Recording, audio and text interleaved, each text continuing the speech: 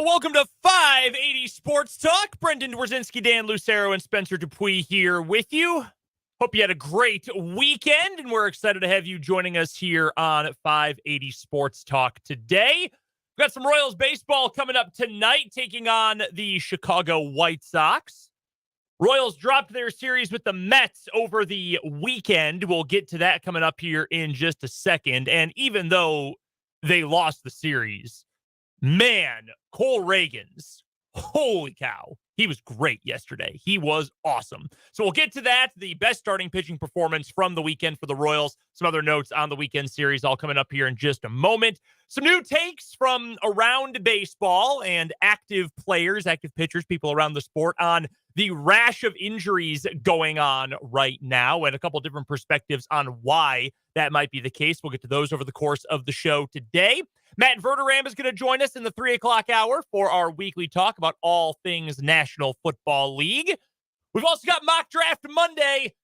Jesse Newell, the mad lad, he's at it again. 7-round mock draft for him today. It is an extremely Chiefs and also extremely Jesse Newell draft. And I mean that as a compliment to our guy, Jesse. But a little more esoteric with the draft today. So we'll get to that coming up in the 3 o'clock hour, along with some other draft pick ideas. We got today's What Is Wrong With You? I'm going to get mad about people whose entire life revolves around putting on a monkey suit every day and talking about Nielsen ratings and meeting with ad executives from beer companies and why they want to negatively impact the last pure thing we have in America, the NCAA tournament. We're going to get to that in the 4 o'clock hour. I am mad, which is always a great way to start an afternoon. Just tell you, I'm furious. I'm in a terrible mood. 2:08 on a Monday. Absolutely enraged. We got 20 hours of sports talk radio to fill this week, and a little less because we got a day game on Wednesday. And you're already jumping into the week upset about something that we're not even going to talk about for another 2 hours. So we will get to all of that coming up a little bit later on today on 580 Sports Talk. We'd love for you to be a part of the show. You can find us on YouTube. 580 Sports Talk is the name of our YouTube channel. Getting dangerously close to 500 subscribers. Goodness gracious, excuse me. 500 subscribers. We would love to get there in the near future. If you want to go subscribe to our channel, again, 580 Sports Talk on YouTube. And you can drop us a line on the Top City Metal Supply text line, 785-272-9429 is the text line number. And as we get started, folks, it is week 2 of the Alpha Media Choose Your Trip 2024 contest. Head to our website, 580wibw.com. Head on over to the Choose Your Trip link right in the center of our homepage. And you can enter the following keyword between now and 3 o'clock, and you will be entered to win a trip to anywhere of your choosing. The keyword for the 2 o'clock hour is SPA. S-P-A. SPA. No, Charlie Kelly, that is not short for spaghetti. It is just SPA. Head on over to 580WIBW. Enter that keyword right now. All right, the Kansas City Royals, they fall to the Mets 2 out of 3 games this weekend. Up and down, I think it's fair to say, for pretty much everyone. The loss on Friday, it's baseball. You have a bad game sometimes. Not a great outing for Michael Wacha. Mets hit the ball well. It is what it is. I'm not super plussed about that game one way or the other. Saturday was fun. Offense looked really good. They did their thing. And they did their thing without just hitting a bunch of home runs, which is good. You want guys to be able to hit home runs and hit the ball far and long all the time. All good things. But when you can put up 11 and you only hit 1 home run, that's pretty impressive. I was impressed by the situational hitting. 5 for 13 with runners in scoring position. That's darn good. I don't even know what percentage that is. That's 385. I think. Yeah, 385 average with runners in scoring position in that game. Great. Awesome. Love that. That was fun on Saturday. Offensively, Sunday, again, you got 1 run. You got a Vinny Pasquantino solo shot in the 9th inning. With 2 outs in the 9th inning. Yeah. You went 26 outs without a run, and that was your 3rd and final hit of the ball game. You got 1 run. They kind of similar to Friday, where they almost a photo negative, where they got the offense early with the home run from Perez in the 2nd inning, and that was all they got in that game. 1 run on 3 hits, and then was 1 run on 3 hits yesterday as well, or they only get 2 hits. And showed up late, said early, but pretty similar offensive outings, sandwiched between a great team effort offensively. Just one of those weekends. Anytime there is a team that surpasses expectations with their start, and we've all seen it. We've all seen those teams that go into a year and little is expected, little is anticipated, and they put together some series wins and they have a nice little April, maybe even have a nice little May. And you start to look and say, hey, is this real? Is this team that not much is expected of actually going to play above those expectations? Is that team going to maybe make some noise? Maybe we're going to have a fun summer. And then you run into the reality check series. And it happens every year, right? To those teams where you go play like a dramatically superior team and you just get your brains beaten in for 3 days. Your starters don't make it out of the fourth. You don't score any runs, whatever it is. You have that ugly series. Yep. This wasn't that.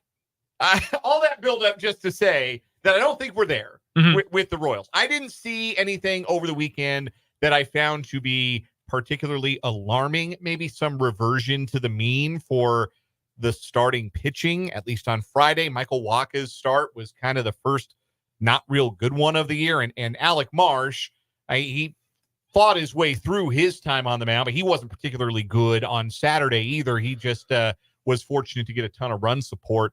So probably a little bit of regression to the mean happening there with the starting pitching rotation. Those guys aren't going to put up a combined ERA in the ones all season long. But no, this just felt like a series. You go on the road against a team that I think most people would have expected to have a better season than the Royals. And you have one of those typical 3-game series where one game is dominated by one team or controlled by one team. One game is dominated by the other team or controlled by the other team. And then the third one, the rubber game, ends up being kind of the swing game. And it's not great that Chris Stratton couldn't find the strike zone. To be fair to him, it did appear to shrink rather dramatically in the late innings there at Citi Field. Kind of had a Sunday getaway day strike zone feel to it late in that game. Also, to be fair to Chris Stratton, even though he did walk in the second run, the first run only scored because he made too good a pitch. And he executed a pitch, and he got weak contact, and it just happened to be too weak to have Michael Garcia able to make a play on it down at third base. So a little bit of hard luck there. That ball's hit any harder if Garcia can glove it. If maybe somebody else running, you've got an opportunity to get out of that inning unscathed. And then, hey, maybe Pasquantino's homer in the ninth is the winner. Who knows? So this was not, to me, the all right, fun's over, reality check kind of series that occasionally you run into if you have a good couple of weeks or months to start a season. We may yet get there. That may yet happen, but I don't think that's what we got over the weekend. I thought we got some good and the first kind of negatives, first kind of missteps from the starting pitching rotation. And then on Sunday, you got a really good pitcher's duel and a tough one-run loss. And you'll run into those over the course of 162. Yeah, that's what I thought about. The only thing I was concerned with is, and it could be depending on how long, hopefully it's not too long, but Salvador Perez left the game with what they're calling a hip groin issue. Yeah, I think it was a groin strain officially. Yeah, they were going to reevaluate today. If you lose him for a while, that's not good because you're losing your best hitter for average right now. He's leading the team in average with 339. That's pretty crazy. Yeah. So that is not going to be the case all season long. But I mean, losing him right now would be a big thing to lose, especially if the bats kind of just go cold. So with them going to a different city, I think we might have heard by now, maybe not. I don't know. Clubhouse might not be open yet, but I feel like we might have heard by now if somebody was on their way to Chicago to meet the team, that somebody would probably have to be a catcher. I guess I don't know. There's only one other catcher on the 40-man right now. They've got 3 catchers listed on the 40-man, and Austin Nola's hurt. Austin Nola's been banged up down at AAA. So you have Fermin and Perez. If Perez had to go on the injured list, you'd either have to add a catcher to the 40-man, or you'd have to say, hey, welcome back to the land of catching MJ Melendez. And I don't think they're going to do that. Nope. So I would think we might have heard about a move already. It might be that they're not ready to make that yet. They're going to give it a day or two to see how it responds to treatment. That would not be strange. That would not be unprecedented. I would be surprised if Sal is in the lineup tonight, but Salvi's got a history of surprising us when it comes to coming back from what seemed to be significant injuries. Just kind of bad luck deals. A great play, a great throw by Melendez in left field as he continues his what at least the eye test tells me is early season defensive improvement. He makes a great throw on a line to get a double play on a play at the plate on a shallow fly ball and get out of the inning. But yeah, Salvi kind of got led into the runner and didn't really have a chance to protect himself or brace for the impact, and sort of did a little bit of a split on his knees there. And so hopefully he is all right. You don't want to lose him beyond whatever his batting average might be. You just don't want to lose his presence on the field, in the lineup, in the clubhouse. You don't want to be without that for any length of time. So hopefully the Royals do get some good news on that. It was it did look great at the time, but also no news to this point as to maybe another catcher joining the team in Chicago today. But again, that could just be because the clubhouse might not have opened yet. Yeah, that's certainly true. The one thing I wanted to say just regarding the series over the weekend, that felt pitching wise like kind of an understandable weekend, all things considered. Like Waka wasn't good on Friday, but I also don't think Waka is going to spend all season as good as he was in the first few outings of the year on a regular basis. I think he'll be fine. I think he'll be a good fourth starter for you. And if that's what he's going to be, okay, well, that's what you're paying him for. That's fine. Alec Marsh is your fifth starter. Alec Marsh's job is for you to not be completely out of the game when he is removed in the fifth or sometime in the sixth inning. That is the job of the fifth starter. And you've got an offense now, when fully together, that in theory should be in those games far more often than it is not.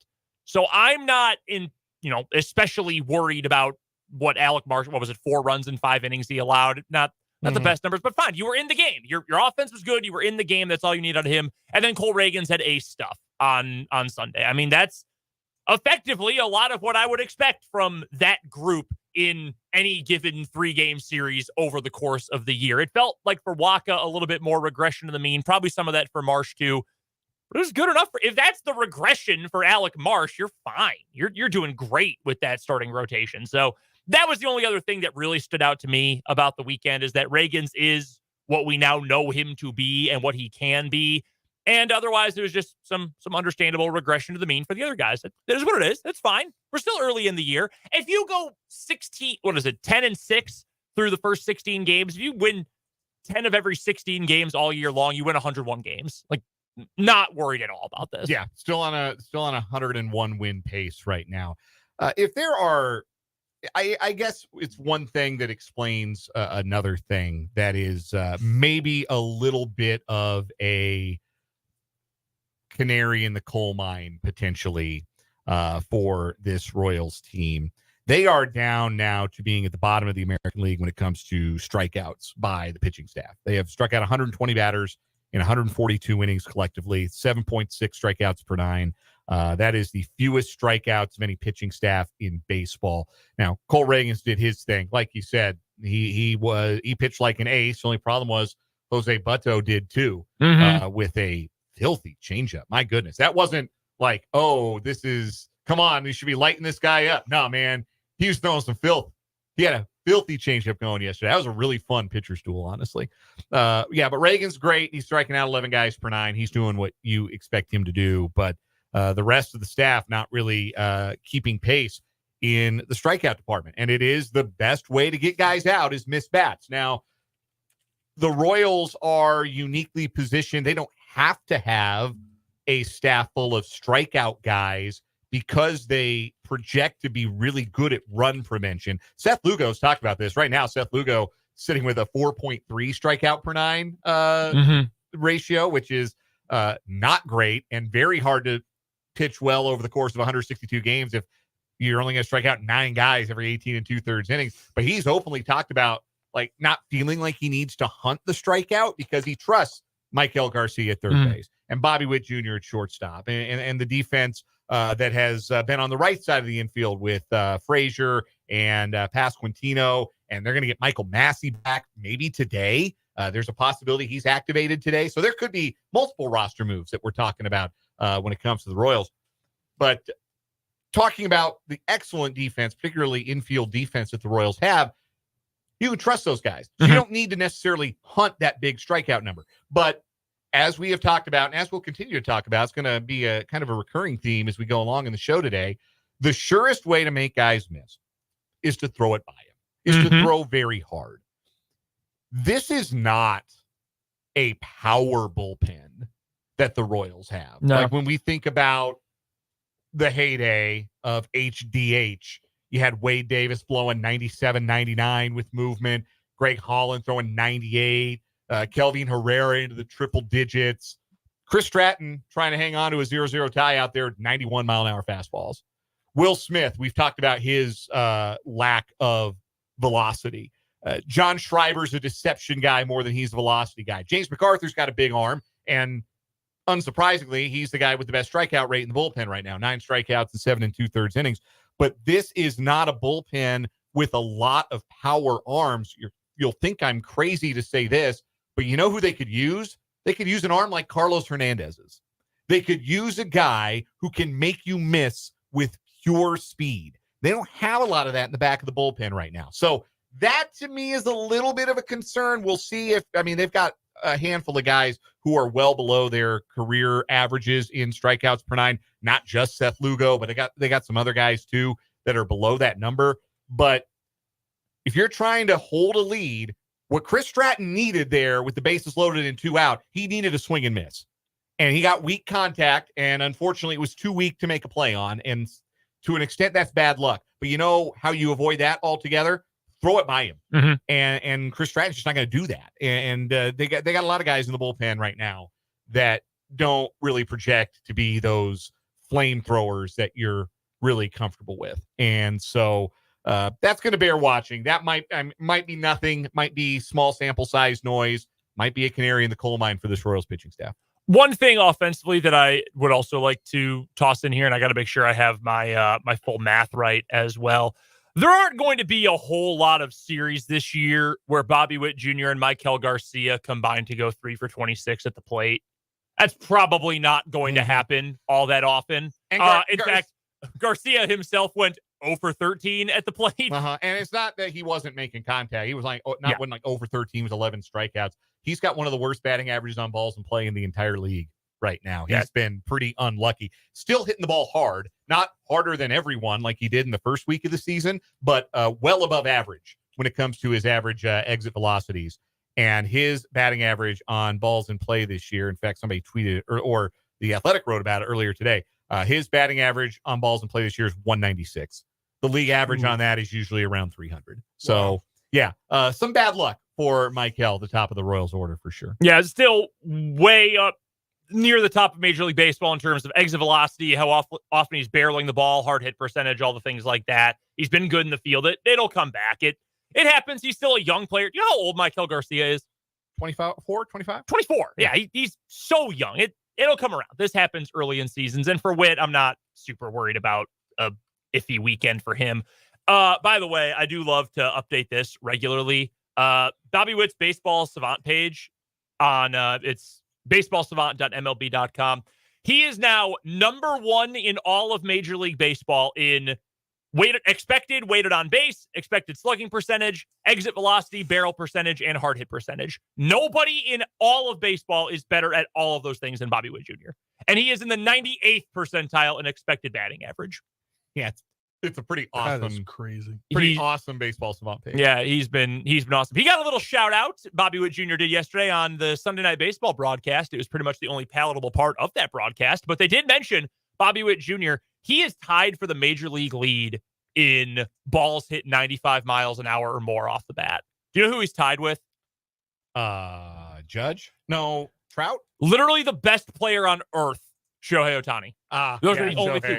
34 already. We are 16 games into the year. That is more than 2 a game that he is hitting 95 plus off the bat. He hits rockets. That is absurd. His average exit velocity is 97.6 miles an hour. He stays hitting rockets. Like, that's starter fastball in the first inning stuff off the bat every single time he makes contact.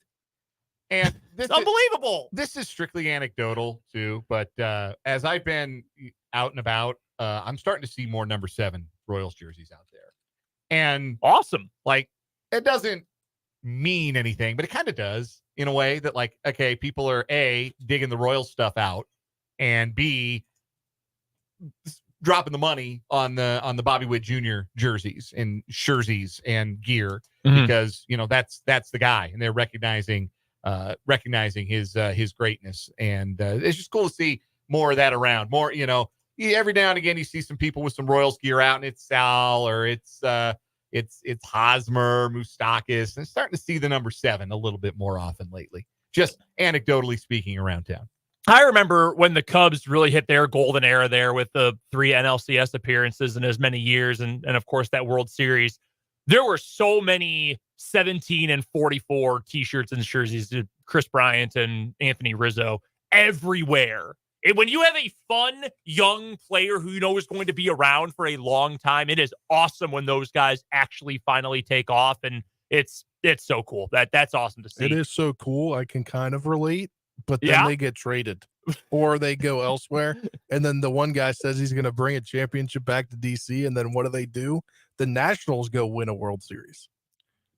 I will never forget that moment that Bryce Harper. Was that Bryce? He said that in his opening press conference in Philadelphia. Well, I guess at spring training when he signed. Indirectly was able to be a part of that. By the way, I know we don't talk about the baseball draft the way we talk about. We were just talking about NFL drafts the other day. 2013, maybe the worst draft of all time. It was really bad, especially for quarterbacks. The 2019 Major League Baseball draft has a chance to be really, really, really good. Adley Rutschman's a star already, starting catcher for the Orioles. Bobby Witt Jr. was the number 2 pick in that draft. He's pretty darn good. Riley Green starting to come along for the Tigers. CJ Abrams, Nationals. Looks like he's going to be a real dude. Josh Young's already a good player. The career's pretty much already over for Alek Manoah, but he was in that class. Corbin Carroll was a Rookie of the Year. George Kirby is awesome. A really good draft. Yeah, you just reeled off, 6 of the top 20, and that's like Bryson Stott's an everyday guy. Yeah. Langalier's an everyday guy. Nick Lodolo, if he could ever get healthy. Andrew Vaughn's an everyday guy. Like that. Yeah, that's Anthony Volpe was in that class. Anthony Volpe was the 30th overall pick. Yeah. So you talk about Manoah too. I mean, he was a flash there for a minute. He was an all-star. Yeah. Yeah. Like, I mean, looks like he was going to be a stud. Something clearly changed with him. Yeah. In his pitching, and that's what kind of screwed it up. He's the second most valuable player among the first-round picks. Although, if you had to bet the over/under on his current wins above replacement total of 7.7, you might be more inclined to take the under. By the way, not a first round pick. Gunnar Henderson was in that class. He's pretty darn good. Yeah. Also, Royal Alec Marsh was a compensatory round pick. How about that? So pretty good. If you're a draft historian for Major League Baseball, keep a pin in 2019. We'll talk some more Royals baseball coming up a little bit later on. First, though, the pitcher injury issue in Major League Baseball. We've got one theory from a pretty prominent relief pitcher why that might be the case. We'll get to that. Kansas State basketball got a new portal commit today. We will get to CJ Jones coming up a little bit later on, and a whole lot more on this Monday edition of 580 Sports Talk.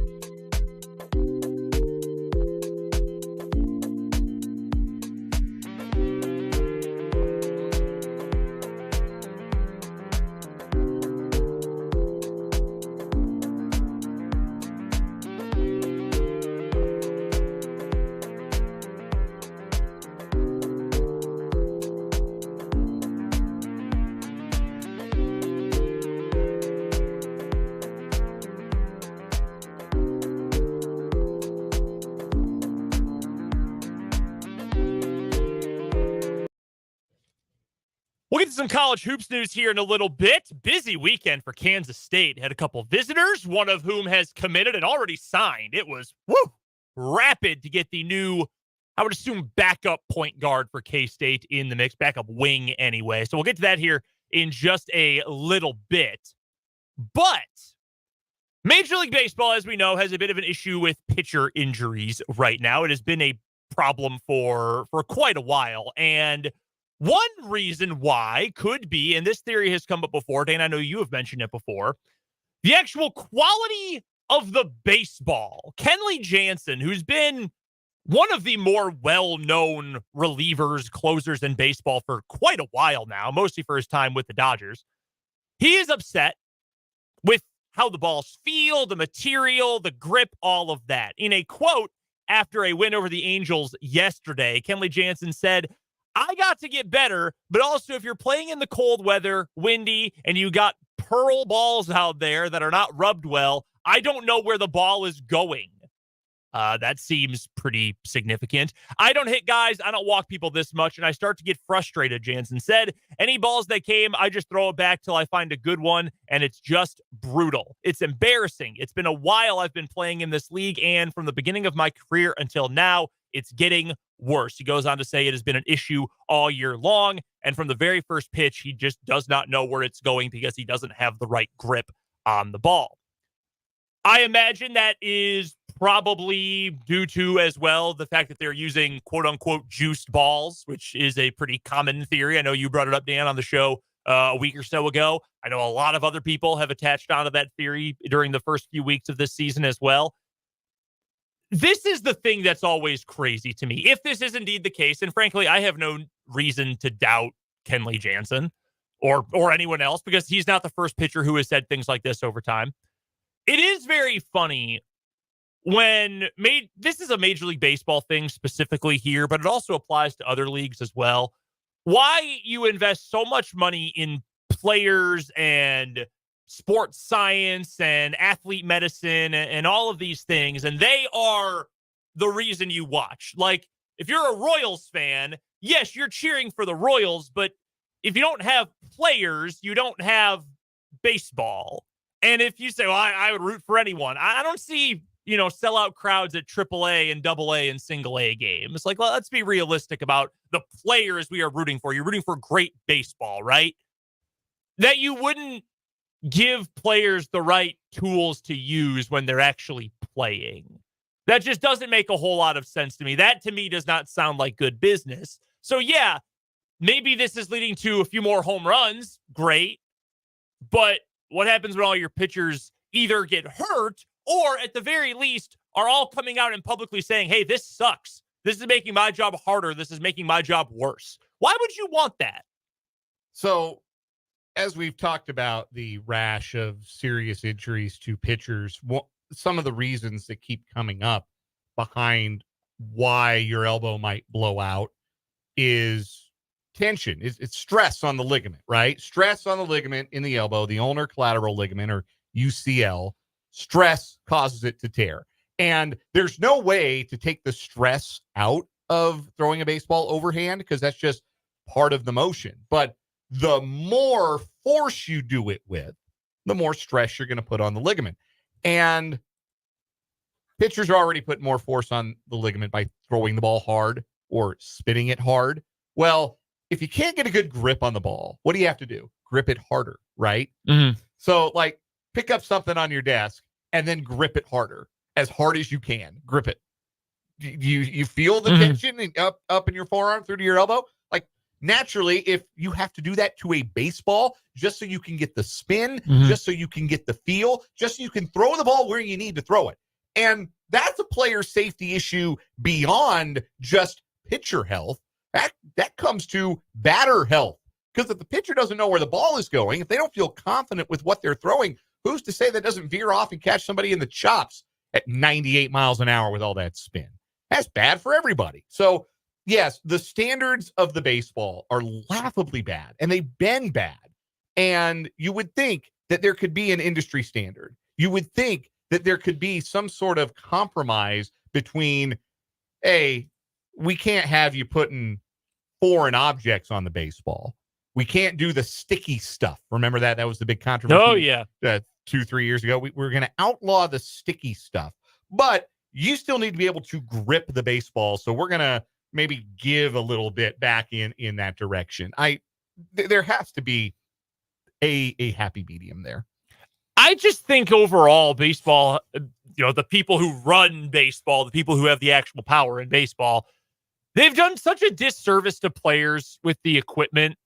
And I know that sounds like kind of a ludicrous thing to say when you say, hey, look at all the gear these guys have and all the, the best money can buy and all of that. I disagree with that. I don't remember previous years when regularly or at all players would slide into home base and have their pants rip up in a big tear. I don't remember a whole lot of time in previous years when on team picture day, you saw the twig and berries of every player on the team just hanging out in the front of their pants because they're see-through. I don't remember a whole lot of time when the back of the jerseys, unless you have a name with the right series of letters and it's somewhere between 7 and 9 characters on the back, looks like utter crap. And that's just an aesthetics thing. The pants tearing, that is not an aesthetics thing. That's actually crappy equipment. Then you've got this ball problem. I've never seen more balls go through gloves before as I've seen in the last 2 seasons. We've already seen that once this year. A ball that just went right through the webbing of someone's glove. In the first game, Cronenworth, right? Yeah. Like, why is this so crappy? Why are we settling for this if we're Major League Baseball? I don't know. I think the funniest thing is the road grays. They're two different grays. It looks terrible. How do you put teams out there when you see 2 different colors of the same palette color? I don't understand how that's acceptable. No, it's not. It shouldn't be acceptable. It shouldn't be. So it's the very high school teams are doing better than that. Yeah, it's the very basic things that are so incredibly frustrating. That why are you intentionally weakening the product and the setup for your athletes? I do not understand that. I understand it. It's because you're trying. I know it's a profit thing. I get it, but same reason that we can't keep the bolts secure on Boeing airplanes anymore. Right. It's all the same logic. It all tracks to the same logic. Yeah. Doing better work now is going to help you long term, but I guess when you're 100 years old and you're about to die and you don't care, you just want to make as much as you can before you get buried in your tomb with all your riches. Your responsibility is not to your employees, your consumers. Your responsibility is to your shareholders. Shout out to the pharaohs out there. Coming up next here on 580 Sports Talk, some big news for Kansas State basketball this weekend. Picking up a commitment and a new signing today. We'll get to that coming up next on 580 Sports Talk.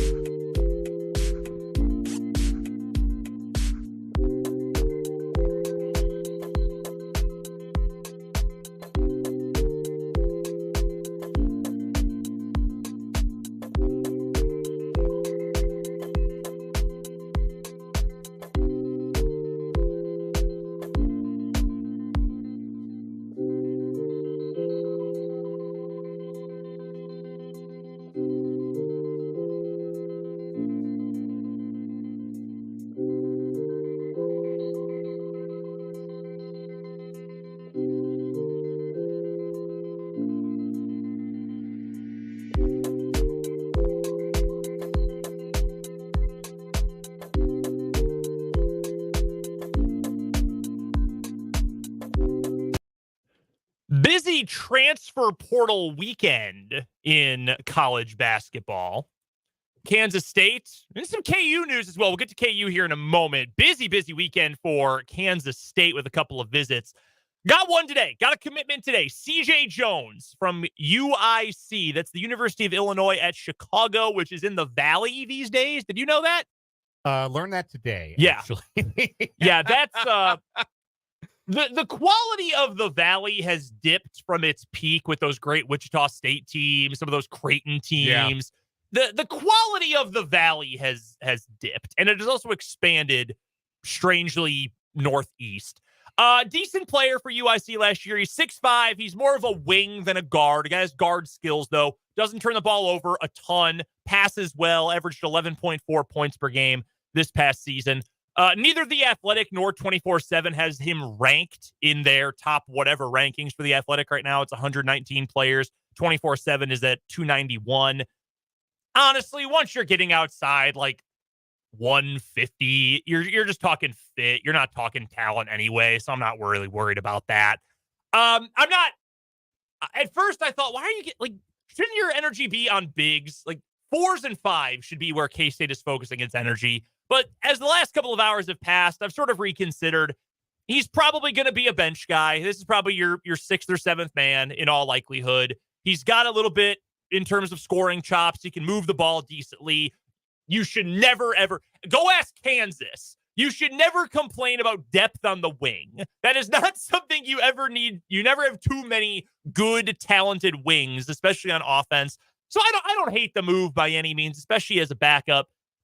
But you do need a big man in this transfer class. You've got to get one. Yeah, and I'd imagine those things are still in the works. CJ Jones is 2 things. Well, he's 3 things that I think bear mentioning. Number one, he's a 38% three-point shooter. Kansas State was not a good three-point shooting team last year.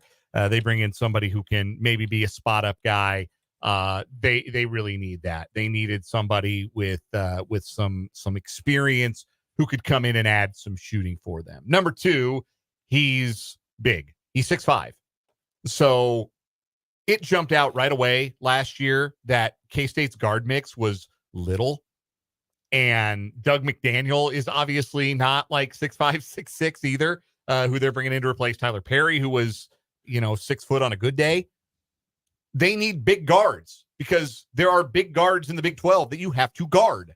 And I thought that teams took advantage of that at times last year against Kansas State. K-State gave Dorian Finister opportunities to earn playing time for no other reason than he was a 6'5" guard. So they needed some size in the backcourt, a little bit of length on the wing. So you can add that, somebody with some extensive college playing experience who can knock down a 3. That's good stuff. Number 3, he's buddies with Buddy, as in Buddy Rich. They're both from East St. Louis. So bringing in somebody with a tie to somebody on the roster already, suggests to me that, yeah, this is about fit in a lot of different ways and not necessarily about, okay, we have brought this guy in and we're going to lean on him. This is going to be one of our dudes next year. I don't necessarily think that is the case. I think this is probably like, if you're going to play some 3-guard lineups, he's probably a 3rd guard. I will add one, you're getting toughness here. And same thing with Buddy Rich. If you are from East St. Louis and you get out and go play major college basketball, you're tough. You've seen some you-know-what. I don't know how much y'all know about East St. Louis. I will tell you that for certain. If you get out of there, you're pretty dang tough. I think this is a fine piece. I think the one that I'm more interested in right now is Baba Miller, the 6'11", 4'5". He doesn't really have 5-man skills. He's not truly a stretch 4, though. He's kind of a 4-5 tweener. The guy from Florida State. K-State was his first visit. He's scheduled to take a couple more. That's the one I'm more interested in for K-State right now. And again, nothing against CJ Jones. Now you've got CJ and RJ Jones, by the way, which is going to be impossibly annoying. That is going to be so frustrating. We'll get to another guy named Jones they were recruiting too.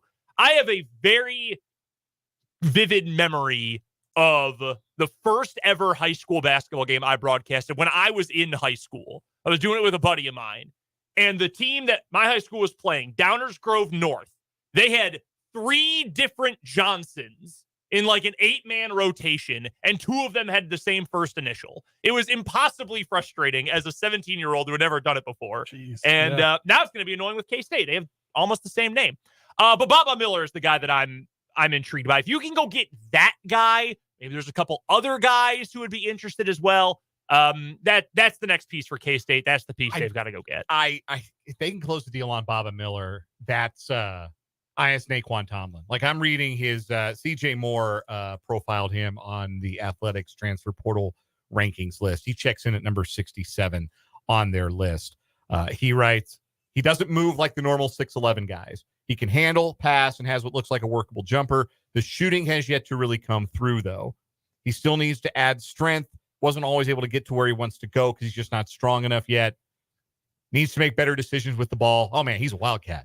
But, yep. But, no, like 6'11", moves different, not a great shooter, but multiple skill sets. Somebody with really raw abilities with potential. Like, that's the Naquan Tomlin starter kit right there. With the added bonus of he's not coming from a junior college. He's coming from the ACC. Yeah, that certainly helps. One other note on K-State really quickly here. Is it Michael? I don't know exactly how it's spelled, like Michael Garcia, actually. But his name is Michael Brown Jones. He committed to Ole Miss over K-State. There were some whispers late last week that was almost a done deal to K-State. He ends up going to Ole Miss. There are rumors out there about some shady business by Chris Beard. I don't know. If you're getting into that stuff, more power to you. Chris Beard has been known to do some shady stuff. Chris Brown, also bad guy. Yeah. Chris Beard, slimy, bad guy. We know all of those things. I'm not going to get worked up about secondhand, I guess, account. Yeah, of prep school guys. Yeah, I mean he's a slime ball, but I'm not going to get worked up about tampering or being shady in recruiting. It just is what it is. KU news. Breaking news for KU, actually. The Jayhawks just landed a transfer on the women's side. Yep. An in-state player, or formerly in-state player, Sanaya Copeland, who grew up in KCK, went to Olathe North. She spent her first 2 years of her college career at Wisconsin. Started 23 games there last year. She just transferred to join Brandon Schneider in the KU women. That's a good get. Yeah. I got to see her in the state semis, 6A girls semis in 2022. That would have been. That Olathe North team was crazy. They lost their first loss of the season was to Washburn Rural in the state semis before Rural ended up winning that state title. That team had Sanaya Copeland, who's now going to KU, Bari Widata, who of course is a all MIAA player for Washburn. That's a good get for KU. That's a really nice ad. Yeah. Also, for the KU men, this has been, I think, confirmed behind some of the paywall sites. I think Swain had something about this over at fog.net. But sounds like KU did its in-home visit this weekend with Rylan Griffin from Alabama. Not surprised that all got done. I'm not saying anything you guys don't already know. That is the must-have piece of the offseason for KU. Zeke Mayo ad, great. Love that. Huge fan of Zeke Mayo on this KU team. Riley Kugel, think there's some interest there. I like Riley Kugel a whole lot more as your 6th man than I do as your starting 3.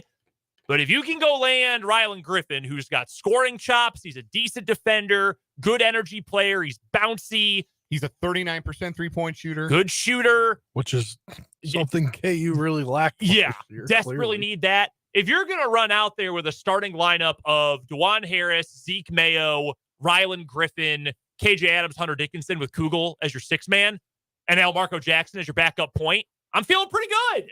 I'm real happy with that group.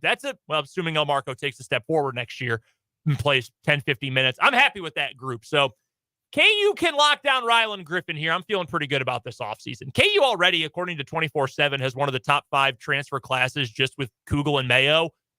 I think Griffin can help take this team to the next level. Reminds me a little bit of Remy Martin, not in terms of type of player or style of player or anything like that. But if you remember going into the 21-22 season, the hype around going out and getting Remy Martin, and it really felt like, hey, that's the kind of piece KU needs. KU needs a point guard who can slash, who can attack, that they didn't have in 2021, the year Marcus Garrett, God bless him, had to play the 1, which he was not a 1, especially as an offensive player. to go get a true dynamic offensive playmaker point guard. He paired up so well with DeJuan Harris. That's what this feels like for Rylan Griffin. Like, it feels sort of like a missing piece kind of player. And I hope it works out, because KU is going to feel really good if they can land him. Just need the shooting. I mean, that's the biggest thing is somebody who can, and not just a catch and shoot guy either. He's not your, well, Nick Timberlake, go stand in the corner and we'll throw you the rock and you should just shoot corner threes. No, he can shoot the three off the bounce. He can shoot the three off the screen. Any way you can get him the shot. One, he's going to shoot it. He's not shy. And two, he can make it. And we've seen him do it in big games. We had 8 threes against North Carolina in the Sweet 16. He really, really shoot.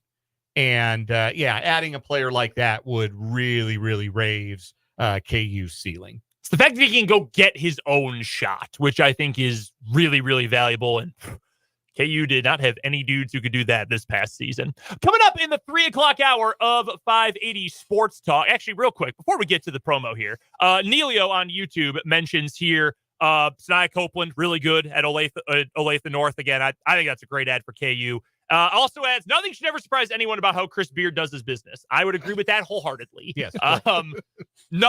Anything negative that comes out about Chris Beard, before I even did my research, I would say, yeah, I believe it. Nah, that's fair. Ole Miss feels like just the perfect place for him. Oh, without a doubt. Without a doubt. Coming up in the 3 o'clock hour, we'll lead it off with Mock Draft Monday. Then Matt Verderame is going to join us to go around the NFL. We'll also recap the weekend with the good, the bad, and the ugly. Plus, your comments on YouTube, your text to the Top City Metal Supply text line. All coming up next hour on 580 Sports Talk.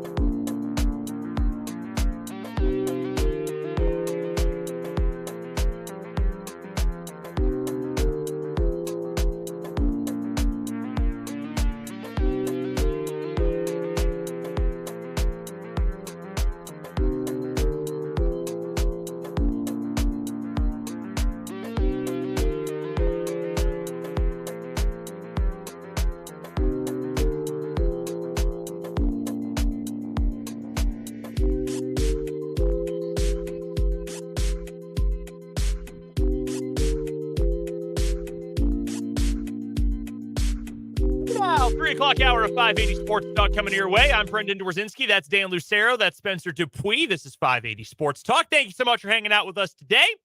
We'd love to hear from you on the Top City Metal Supply text line. 785-272-9429 is the text line number. And, of course, 580 Sports Talk on YouTube as well is where you can find the live video stream of the show. You can also watch the video on our website, 580wibw.com. You can find it on Facebook. Our page on Facebook is called WIBW News. And you can also find it as well on Twitter at 580 Sports Talk. Speaking of our website, it is time for your 3 o'clock hour. Choose your trip contest keyword today. Right now, 580wibw.com. Between now and the end of the hour, you can go over there and you can enter this keyword for your chance to win a trip to anywhere that you want to go, courtesy of Alpha Media. Your 3 o'clock hour keyword is relax. RELAX. Relax. 580wibw.com. Click on choose your trip. Enter the keyword. Only for this hour. It is no longer active after 3:59:59. So be prepared for the 4 o'clock word coming up later on in the show today. Plenty of NFL to get to today in this 3 o'clock hour. Mock Draft Monday here in just a second. Matt Verderame will join us. We will also get to our good, bad, and ugly from the weekend. We will get you some notes from Andy Reid a little bit later on. We'll hear a little bit from Andy Reid, what he had to say this afternoon coming up in the 4 o'clock hour of the show. But, folks, it is time, as we are now fewer than 2 weeks from the start of the NFL draft. It is time for the penultimate Mock Draft Monday for 2024. And we start with our good pal Jesse Newell from the Kansas City Star. His latest 7-round mock draft. It is very Chiefs. It is very Jesse Newell. Pick one. First round, pick number 32, a name we've seen many times, Xavier Worthy, wide receiver, Texas. Jesse essentially used the same logic that I was much more eloquently using the written word. Really used the same logic I was trying to bring up last week. That is he maybe the best quote-unquote wide receiver that there is at that spot? Arguably not. But does he have the traits that the Chiefs like? Is he the home run threat the Chiefs don't have? Does he have that kind of high ceiling that meshes with the Chiefs? Yes, he does. That could be very valuable. I can understand the logic there. We've been over Xavier Worthy a lot. This is when it gets weird. Second round, last pick of the second round.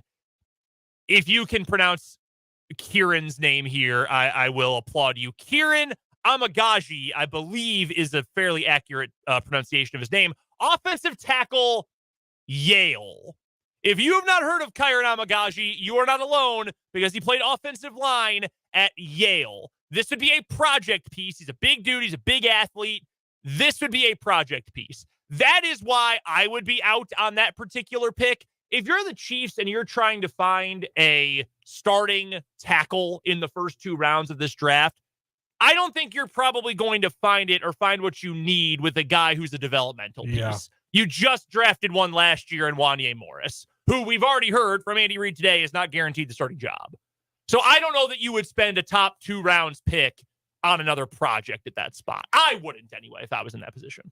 No, I wouldn't either. It would almost be a vote of confidence for Wanye Morris, wouldn't it? I mean, if you drafted this gentleman who's I'm efforting some game notes. I'm trying to find some game notes with the pronunciation. With the pronunciation, guys, exactly what I'm doing. I'll let you know if I am successful before the end of this segment. But if you drafted this young man as a project, Wanye Morris would have the edge, right? Having been in the program for a year, essentially. So I don't see that being all that realistic to me. I don't see that as a real option. I think if they're going to draft a tackle at any point, whether it's a first round pick or a second round pick, if it happens in the first 2 rounds, it's a guy that they have to think is good enough to start and not just, well, we can get him there. That's how I would feel as well. Like if he fell to the 5th round and you took him, sure, great, awesome. I hope you took someone else too, but fine, whatever. He'll be your swing tackle for 4 years. That's fine. PFF loves him for whatever that's worth. He's their 57th ranked player in the draft. So this is about where PFF would say, I guess you would take him. I would not make that pick. I understand it, but I would not make it. Yeah. Third round, number 95, T'Vondre Sweat, defensive lineman, Texas. T'Vondre Sweat, really good player. His brother Josh is an edge rusher for the Philadelphia Eagles. One of the big issues with T'Vondre Sweat is he's probably a borderline first-round talent. I'd say he's a top 50 player in this class, without a doubt. He probably won't make it that far. What was that? He probably won't make it that far. Well, here's the problem. T'Vondre Sweat literally last week was arrested with a DWI charge. Yeah, that's him. According to Dane Brugler, who is among the very best of the best when it comes to the draft and player analysis and mocking and all that, in his, and I think Daniel Jeremiah's breakdown of him, used the phrases class clown and party animal to describe T'Vondre Sweat. He reportedly told teams during his combine meetings, I used to party hard. I admit it. He wanted to be upfront about his partying and said, that is behind me. That was younger me. That was early in my career. That is not who I am anymore. And then within a month and a half, he got a DWI. It's the old Mitch Hedberg joke. I used to do drugs. I still do, but I used to too. That's exactly what this is. He also, the timing of this, I guess, makes sense. He is set to visit the Chiefs. Yeah. Well, and here's the thing about Sweat. On a top because 30. In terms of the talent and the value, end of third round for that dude, I mean, it's a home run. If you could get that dude there, it'd be great. Yes, that would be a steal talent-wise, 100%. I think he's absolutely at least a second-round talent. And you could argue, like, Byron Murphy, everybody thinks is going in the first round. Mm-hmm. A lot of people think he's going in the first round. The other big we've seen him mocked to the Chiefs in the first round. The other big defensive tackle from Texas. I thought they were both awesome. And there were, I mean, look, watched a lot of Big 12 football. There were games Sweat was better. So the K-State game. Yes. Yeah, T'Vondre Sweat individually, more than any other player, is the reason Texas beat K-State this year. I mean, he was in Will Howard's lap the entire game. Yeah, including on the decisive 2-point conversion. And you mentioned the phrase talent steal talent-wise there. Is there any team in the NFL who is willing to take character risks on a good player, especially if they fall in the draft? Who is the number one team most willing to do that? And, like, character risk in this case is just, hey, man, maybe curl up with a movie and your playbook instead of going clubbing. Call an Uber. Yeah. Yeah. Like that's what we're talking. We're not talking about Tyreek Hill, which is a very different level of off the field concern. But that's why if he fell, it would make sense for the Chiefs. He's a hell of a player. I like the player a lot. And like if you wanted to tell me that's pick 64, I would say on the basis of talent, oh my God, yes. And I'm not wild about the idea of the Chiefs taking a defensive tackle. But if you're going to take one on day 2 and it were that player at that late in the draft, I would say you do it. By the way, let's reset. You got the last name right and the first name wrong on our pal from Yale. It is Karan Amagaji. Karan. Okay. K-I-R-A-N. I would not have guessed. Karan Amagaji. All right. Either. I got the hard one right. Yeah. Hey, you've seen my last name. That shouldn't be a surprise to anyone. Fourth round pick, Jesse Newell's mock draft for the Chiefs. Ben Sinnott, tight end, Kansas State. Fourth round, I'd be happy. That would be a very popular pick. Love that. Back-to-back years with a K-Stater, people would love that. I don't know. I don't think we've gone a single week since the regular season ended for K-State. We've had people on the Top City Metal Supply text line in the YouTube live chat say the Chiefs should draft Ben Sinnott.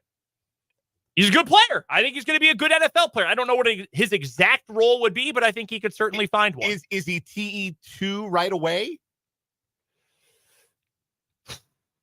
No. I would say no. Then my follow-up question to that is, can you live with taking a developmental player? In this case, like I think Ben Sinnott could contribute day 1. I don't think you'd be asking him to if you were the Chiefs. But this is Noah Gray's 4th year, correct? So so Noah Gray is a free agent after this year. If you want to tell me you're drafting Ben Sinnott, he's TE3 for a year and he's TE2 moving forward, you could sell me on that. Yeah. You could sell me on that too. Certainly. I'd be all right with that. I think too, maybe you give him some opportunity because we've talked about this.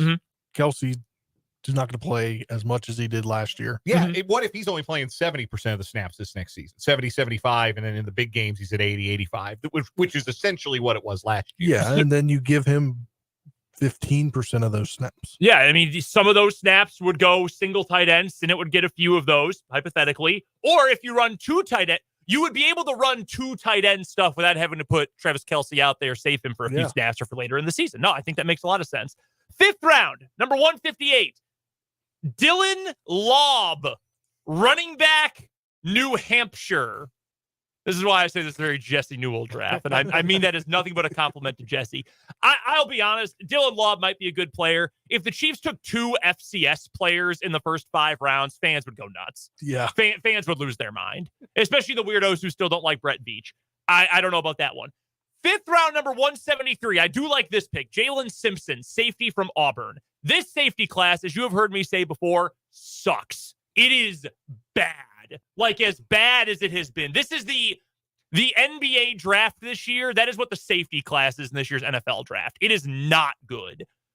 Jalen Simpson has been considered by a lot of people I read and a lot of draft content I follow.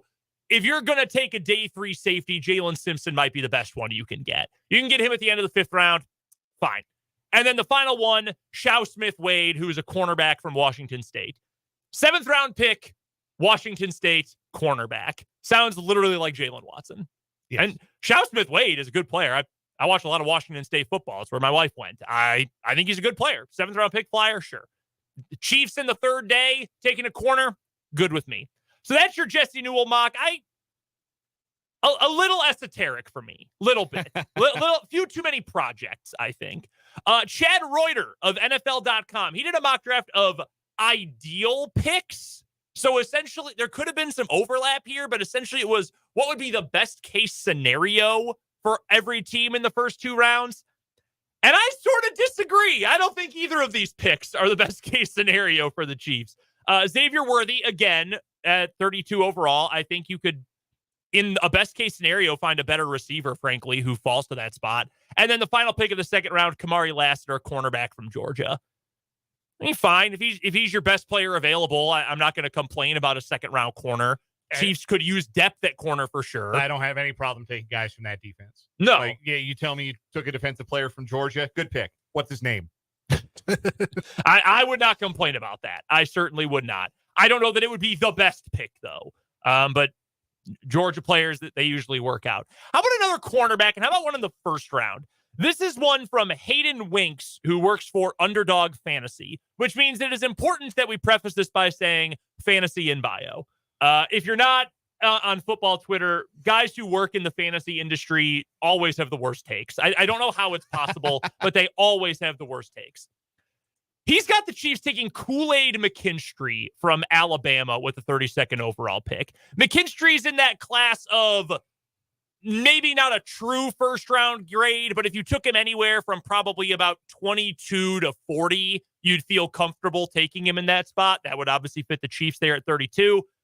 I like the player. I don't know that he's going to be CB1 in the NFL, but I think he'd be a pretty good number 2 corner, and paired up with Trent McDuffie, I think that makes a pretty good pair if your top 2 corners plus Williams or Watson or whoever else you want to throw in there if you're Kansas City. I've seen a lot of mocks where he's between that 22 or 24 and 31. Mm-hmm. Like they have him going 31, 30. Yeah. The Ravens. I think we talked about a mock draft where he was going to the Ravens last week. Like there's a good chance he's not even on the board when they get there. Yeah. And he's one of those players where I think you could easily argue he's not going to be there. Whereas you could also argue enough teams will say, yeah, we're kind of iffy on some of the measurables and a little up and down production that we're willing to pass. He's more of a day 2 guy, in which case he would land there for the Chiefs.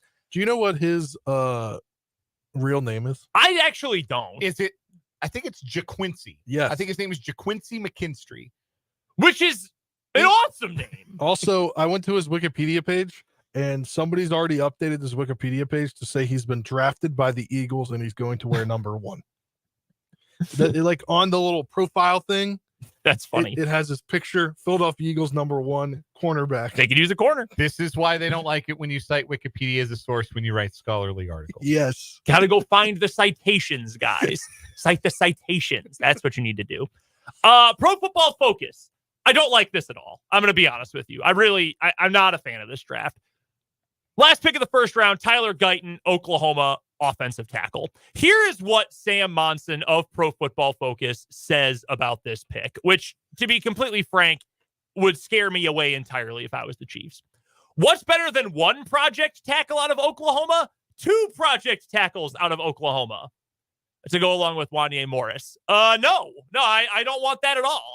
I want someone who is I would rather go with a guy like Kingsley Suamataia at BYU, who's probably got a lower ceiling, but right away you're going to get a certain level of quality from, or at least you expect to get a certain level of quality from. I would rather take that guy this year than go with a project pick. I'll say this. If you're going to take multiple projects from the same program, you do a lot worse in Oklahoma, given the quality of offensive linemen that they have sent to the league over the last several years. Mm-hmm. But again, I worry about the competition for left tackle being between an unproven commodity at the NFL level who's only entering his second season and a player that everywhere is being described as a project. To me, I want a sure thing at left tackle. I want to feel really good about left tackle. It may not be as important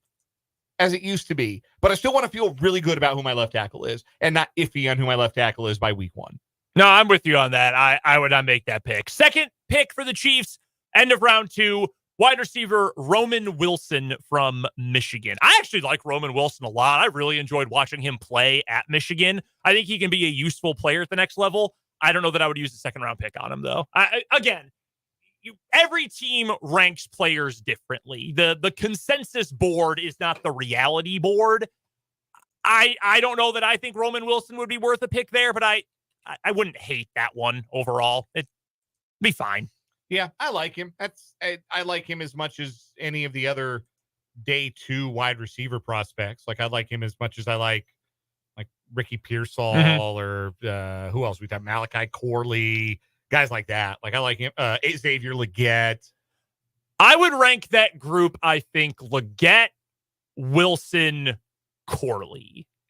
I would put Wilson on the same plane as Pearsall. I know there's a lot of people that love Malachi Corley from Western Kentucky. He's either going to be a star or he's going to learn Birmingham Stallions in 3 years. Like I very hit or miss with him, I think. Final one, this one, Mel Kiper and Field Yates from ESPN. They alternated picks for the Chiefs. First round, Xavier Legette. We've been over him, the wide receiver from South Carolina. Second round, we've seen this name before, Braden Fisk, or is it Fiske?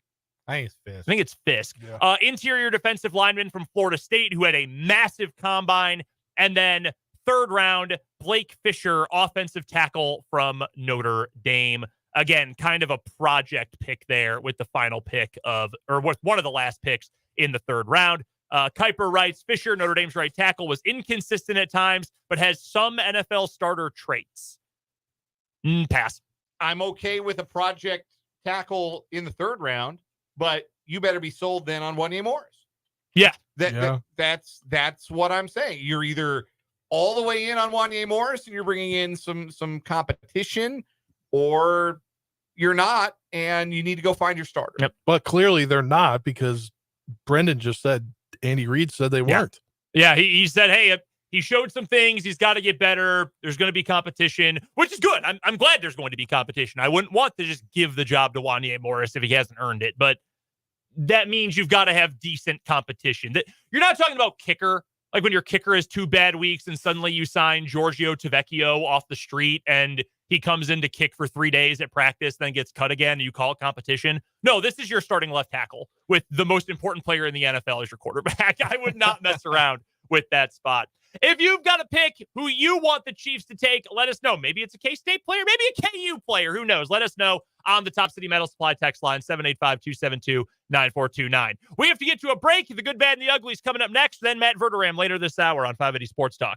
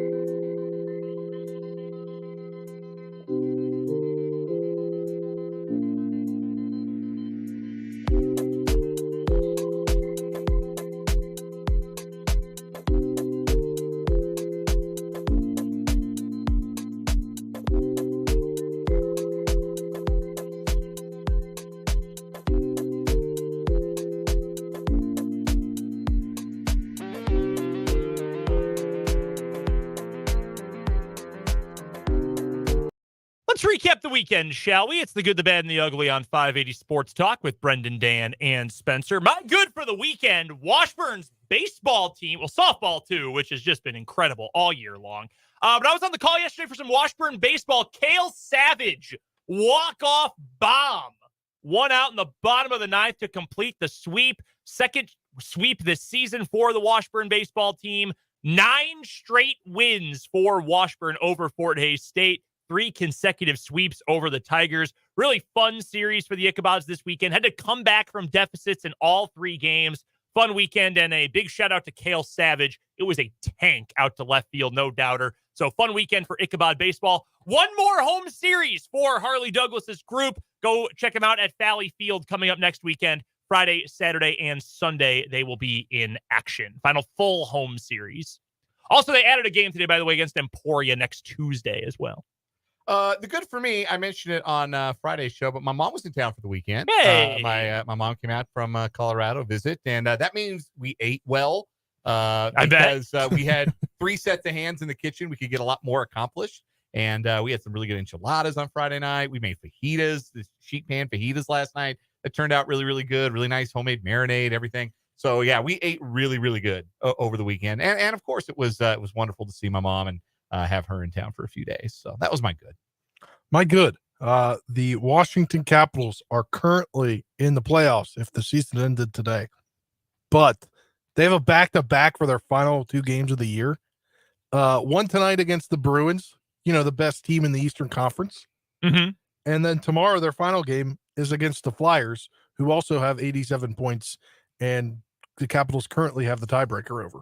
So it's going to be a nail-biting 27 or 30 hours for me, wishing and hoping the Capitals can make the playoffs. Back-to-back. Wow, that's tough. Yeah, I don't understand how you give them a back-to-back, but like the season doesn't end until Thursday, I think. Yeah, that is strange scheduling. Yeah. My bad.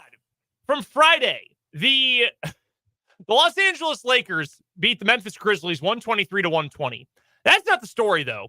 The story is that they played a 49-minute game. I saw this. The officials set the clock. It should have been set in the third quarter after a shot clock violation to 1:14 on the clock. But they set it to 2:20. Those aren't even remotely similar times. And no one noticed. No one did anything about it. And they just played the game. They added a full minute to the game. A full minute and 6 seconds. No one noticed. No one said anything. And it went on. How does that happen? That is wild. How does no one in the building say anything about that? It's ludicrous. My bad, not really a bad, more of a sad. Sunday, final day of Vern Lundquist on the Masters. 40 years, Vern Lundquist providing part of the soundtrack of one of the signature sporting events on the calendar. His voice on the 16th hole at the Masters has been an indelible part of the tournament for many, many years. And it is sad to think that this is probably not just the last we'll hear of Vern at the Masters, but probably the last Uncle Vern will enter our homes as a broadcaster. He's 83 years old and has obviously seeded the booth in the SEC on CBS, doesn't do the NCAA tournament anymore, and nobody gets to do that stuff forever. It's just the way it goes. It's the passage of time, but not getting to hear Vern's voice anymore is kind of sad. So, but he went out with a great call, understated, classy as always, and Vern will be missed. What a legend. Just the absolute best. I assume you guys saw the story that was making the rounds again this weekend from how he met his current wife. How he met his third wife. Yes. Incredible. I believe the kids call it Riz. Yes. For those who haven't seen it, real quick, he was doing TV in Dallas at the time, shows up at a bar. Someone recognized him, called him over. This other guy was on a first date, a blind date with a woman, says, Vern, I know you're single. I'm going to set you up with a teacher friend of mine. Me and Nancy will be there. You and my friend will be there. We'll all go out on a double date Thursday. Guy leaves to go to the bathroom. Vern says to this other guy's date, Nancy, what are you doing? Forget Thursday. What are you doing Saturday? And she says, I think I'm doing what you're doing. They never went on the double date. They got married. They've been married for decades. Did you see Jim Nance's ode to him? Yeah, I did. That was great. Awesome. So cool. It's good to know that everybody loves Vern. I'm glad he is one of the truly beloved guys in the game. Bad for you? My bad has turned ugly. It's combination here from this morning, actually. Oh. So I've moved to Kansas. Mhm. I've started the process to transfer, be legal by the government standards when it comes to my vehicle and my driver's license. Mhm. So I get my car VIN inspected. Mhm. Perfectly fine. Get that done. I made an appointment for Tuesday, and I was like, I'll just move it up to Monday and get it done. So I go in there to the courthouse because that's where they have my title. Right. I can't go to the one up here on whatever by Walmart. So go in there and I was like, yeah, I'm here. I have this appointment. And I was like, I also need to change my driver's license. Oh yeah, that's a separate building on 21st Street. You'll need to go there at a later time. We can do your car though. And I'm like, great. Like every other state I've been in, it's all in one building. The DMV is combined into everything. So go to get my title, try to move over my registration because they can do that as long as I go within a week. And apparently there's something wrong with my title. So now I can't transfer my car. I have to go back to the courthouse whenever they get it done and pay for more parking because you have to pay for parking to go there. So yeah, I was not happy when I came to work today. Should have just bought a car when you moved to Kansas. Clearly. Clearly. It would have been easier. Real quick, ugly for me, the White Sox. They are 2-13. Oh, that's really bad. 124 years of baseball on the south side of Chicago. This is the worst 15-game record in the history of the club. My ugly is Tiger Woods shot an 82 on Saturday. Finished dead last at the Masters. But finished. Yes, finished. He did. First 72 holes competitively since 2020. Oh, man. It's something. Time passes. It does. Matt Verderame will join us next here on 580 Sports Talk.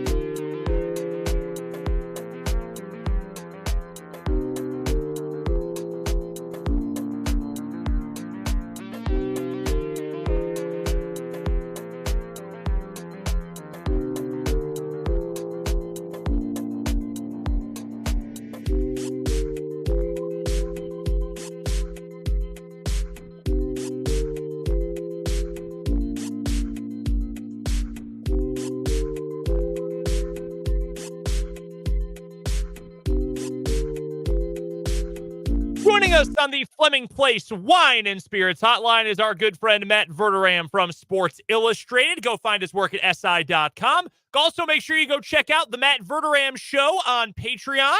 Chiefs Slant and other NFL news. And, of course, you can go check out at the KC Sports Network that football show with Matt and Tucker Franklin as well.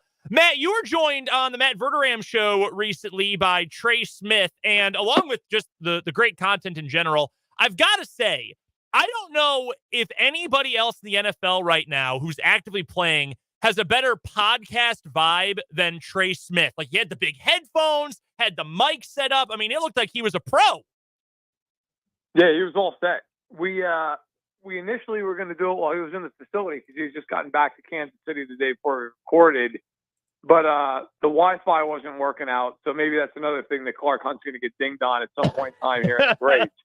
But then he went home. He was like, "Hey, listen, I'll call you in an hour." Like, all right, man, cool, no problem. He went home, and yeah, he popped on the screen. I was like, "Geez, man, like you're in better shape for this than I am." So yeah, he was awesome. He was about the nicest guy you could ever want to work with, speak with, whatever the case may be. He was terrific. I had nothing but positives about Trey Smith. No, that's awesome. And obviously a great dude after what happened at the championship parade, too. So always rooting for Trey Smith.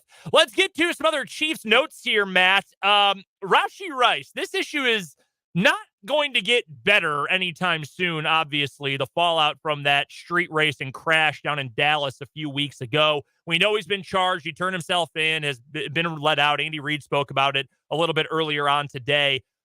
The NFL's approach to this with Rashee Rice, does this feel like the kind of thing that could end up with a spot on the exempt list? Do you think this will be a team situation when it comes to his eventual punishment? How do you think that's going to be handled? I think with Rashee Rice, this thing's far from over. The first step is, I think, legally it has to play out here.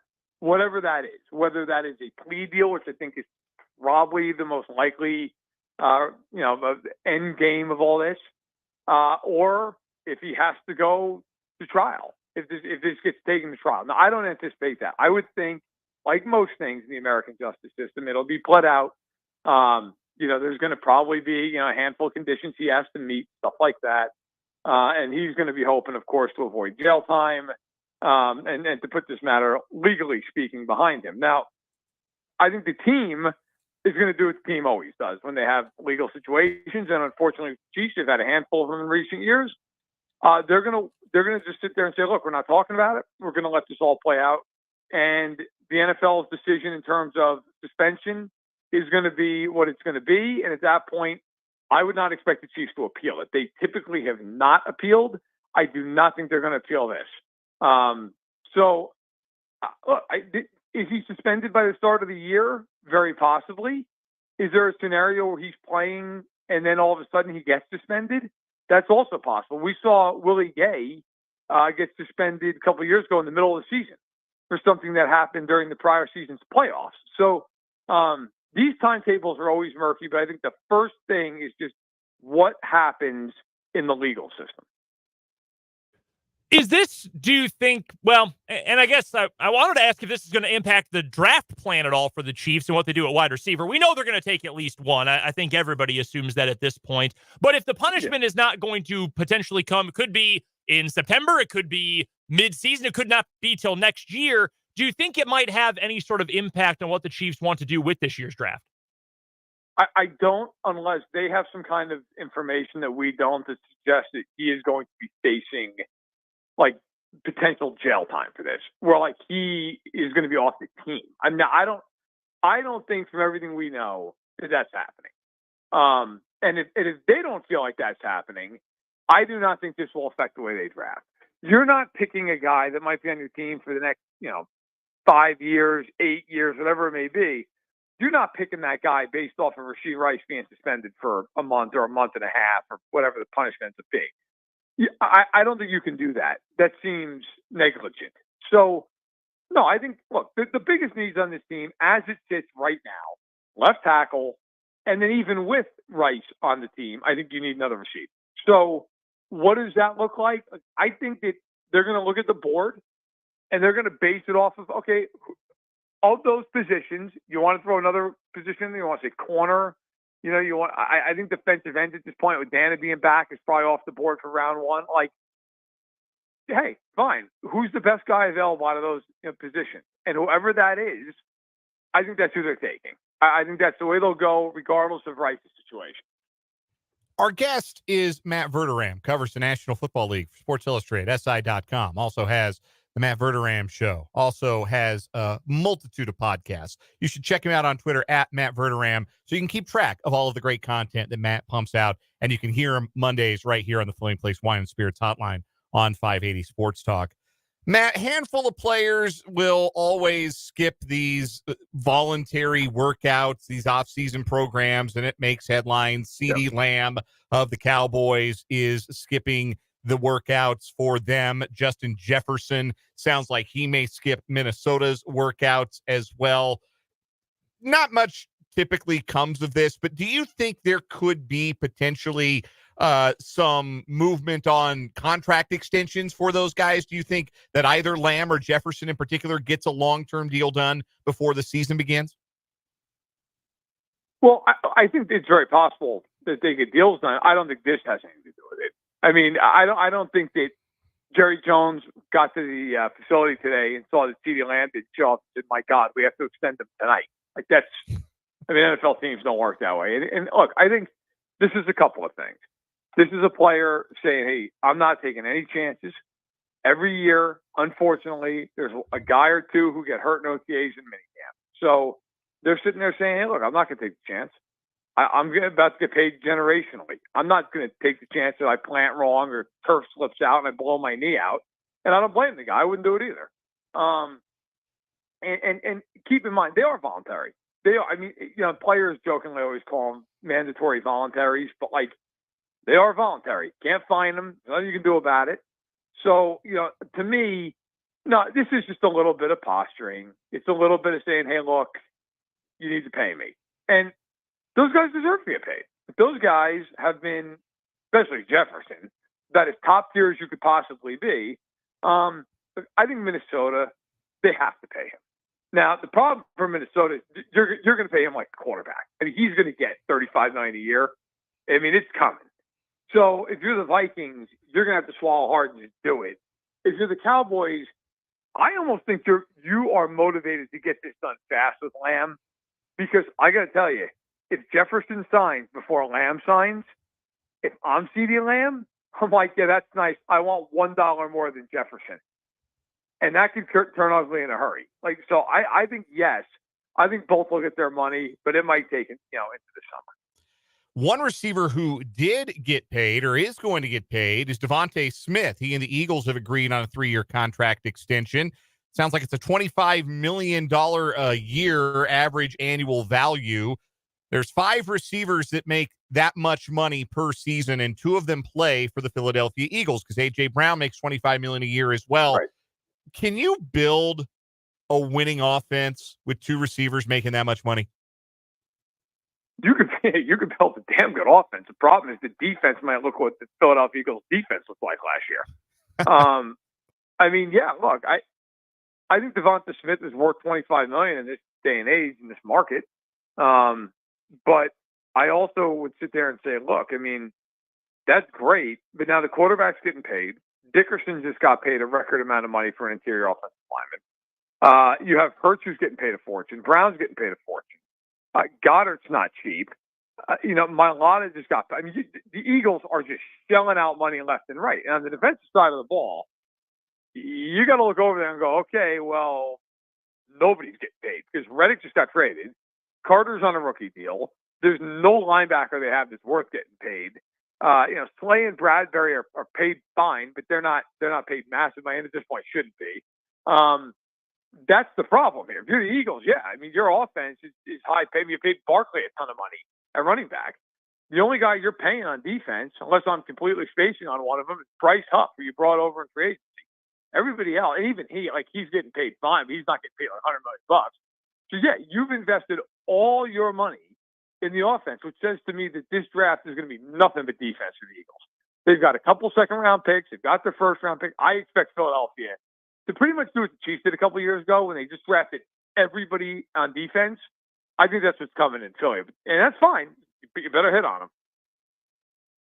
We're joined by Matt Verderame on the Fleming Place Wine and Spirits Hotline. And Matt, keeping with receiver here, There was some rumors over the weekend about a 49ers receiver, Brandon Ayuk, requesting a trade. His agent came out and said he didn't. What do you think ultimately happens with Ayuk in San Francisco?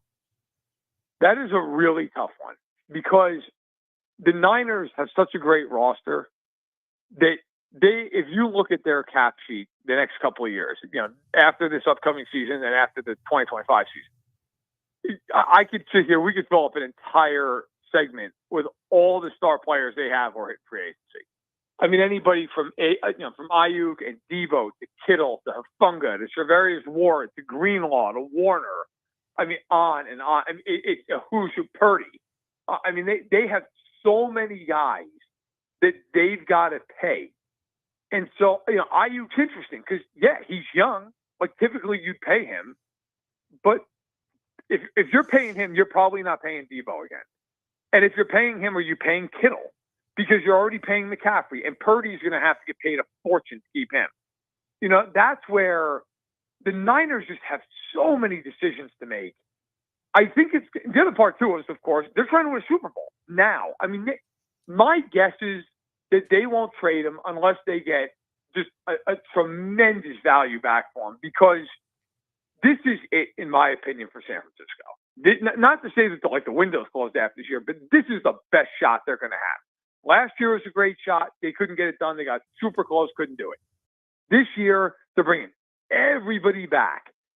If they can't do it this year, they're going to lose some of these guys. And maybe you're willing to lose them, but at the expense of going for it. Because I just think it's a hard sell to the rest of that locker room. Hey, we're going for it, but also we're going to start trading guys.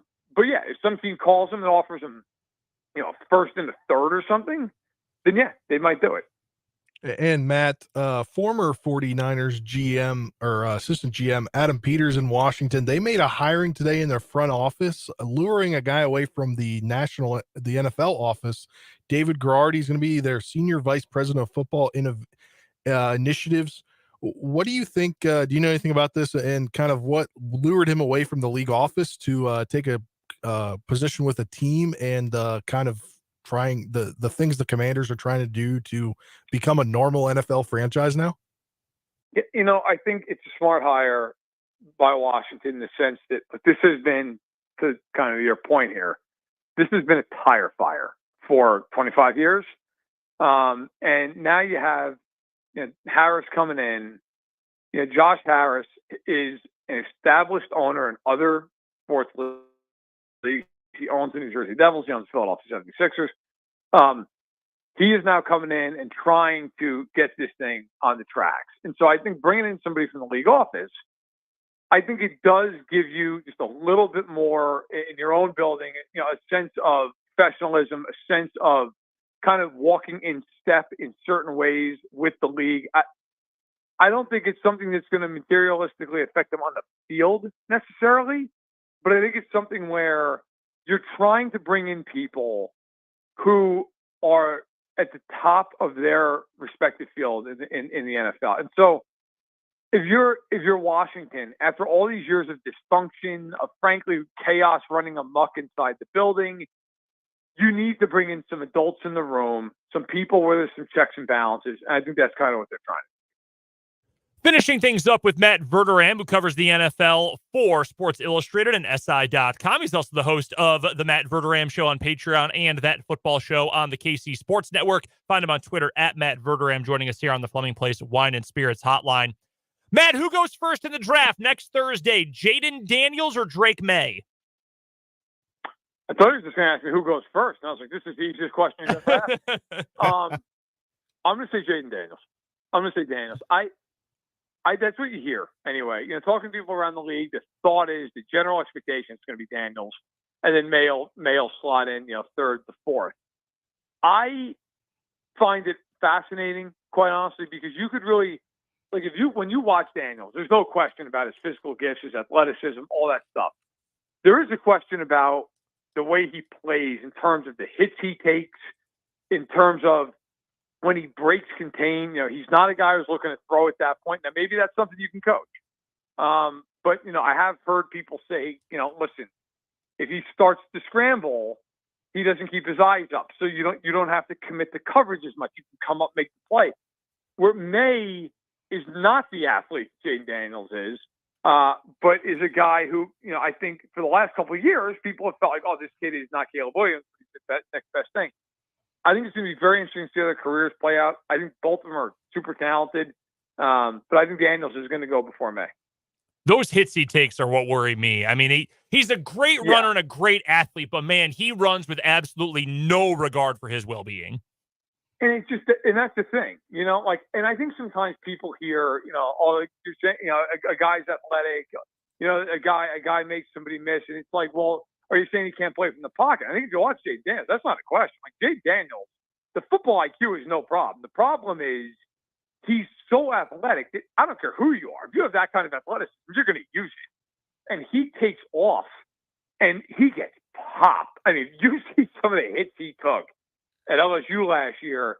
You just worry about when, in the NFL, that linebacker who's hitting him is not some guy who was a walk-on at Auburn. Like the guy who's hitting him in the NFL is Dre Greenlaw at 20-some-odd miles an hour. Like, it's different. So that is a concern. You do hear that, and that's something that I think it's going to have to be kind of managed and coached.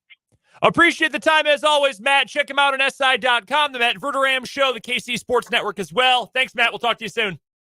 You got it.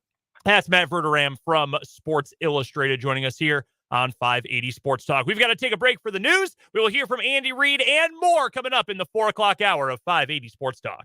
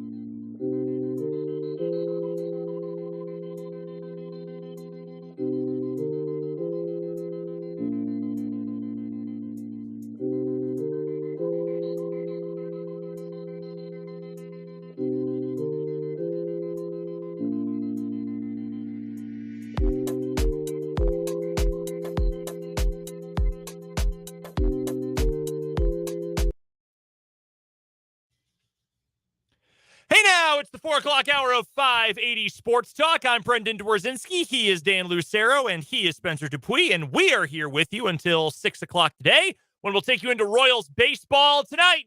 Royals versus White Sox from Chicago. The White Sox clubhouse just opened because Pedro Grifol, former Royals bench coach, said that they had a long, full team meeting before they could open the clubhouse today to media.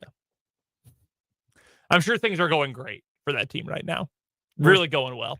They got the worst record in baseball, right? The Marlins have won a couple of games. Yeah, they've won a few. Marlins are up to 3 wins? I know the Rockies are stuck at 4. Yeah. Rockies 4-12, Miami 3-13, and Chicago 2-13. Yeah, and Washington gave a pair to freaking Athletics this weekend. The A's are respectable 7-9. Would you like to get something off your chest? That felt very impassioned. You lose to a team that's going to play in a minor league ballpark next year that has nothing going right. It felt like that was just bubbling under the surface. Like you've been waiting all day to get it out. Now we've covered all the bases. Do you have any Wizards or Marshall University takes you'd like to get off today? Then we can touch all the bases. Wizards, I'm pretty sure they had the worst record in franchise history as the season came to a conclusion. And not even the worst record in the NBA this year. Yeah, but they're franchise. So it's as low as it can get. As it's ever been for the Washington Wizards. Worse than it can be so far. Yeah.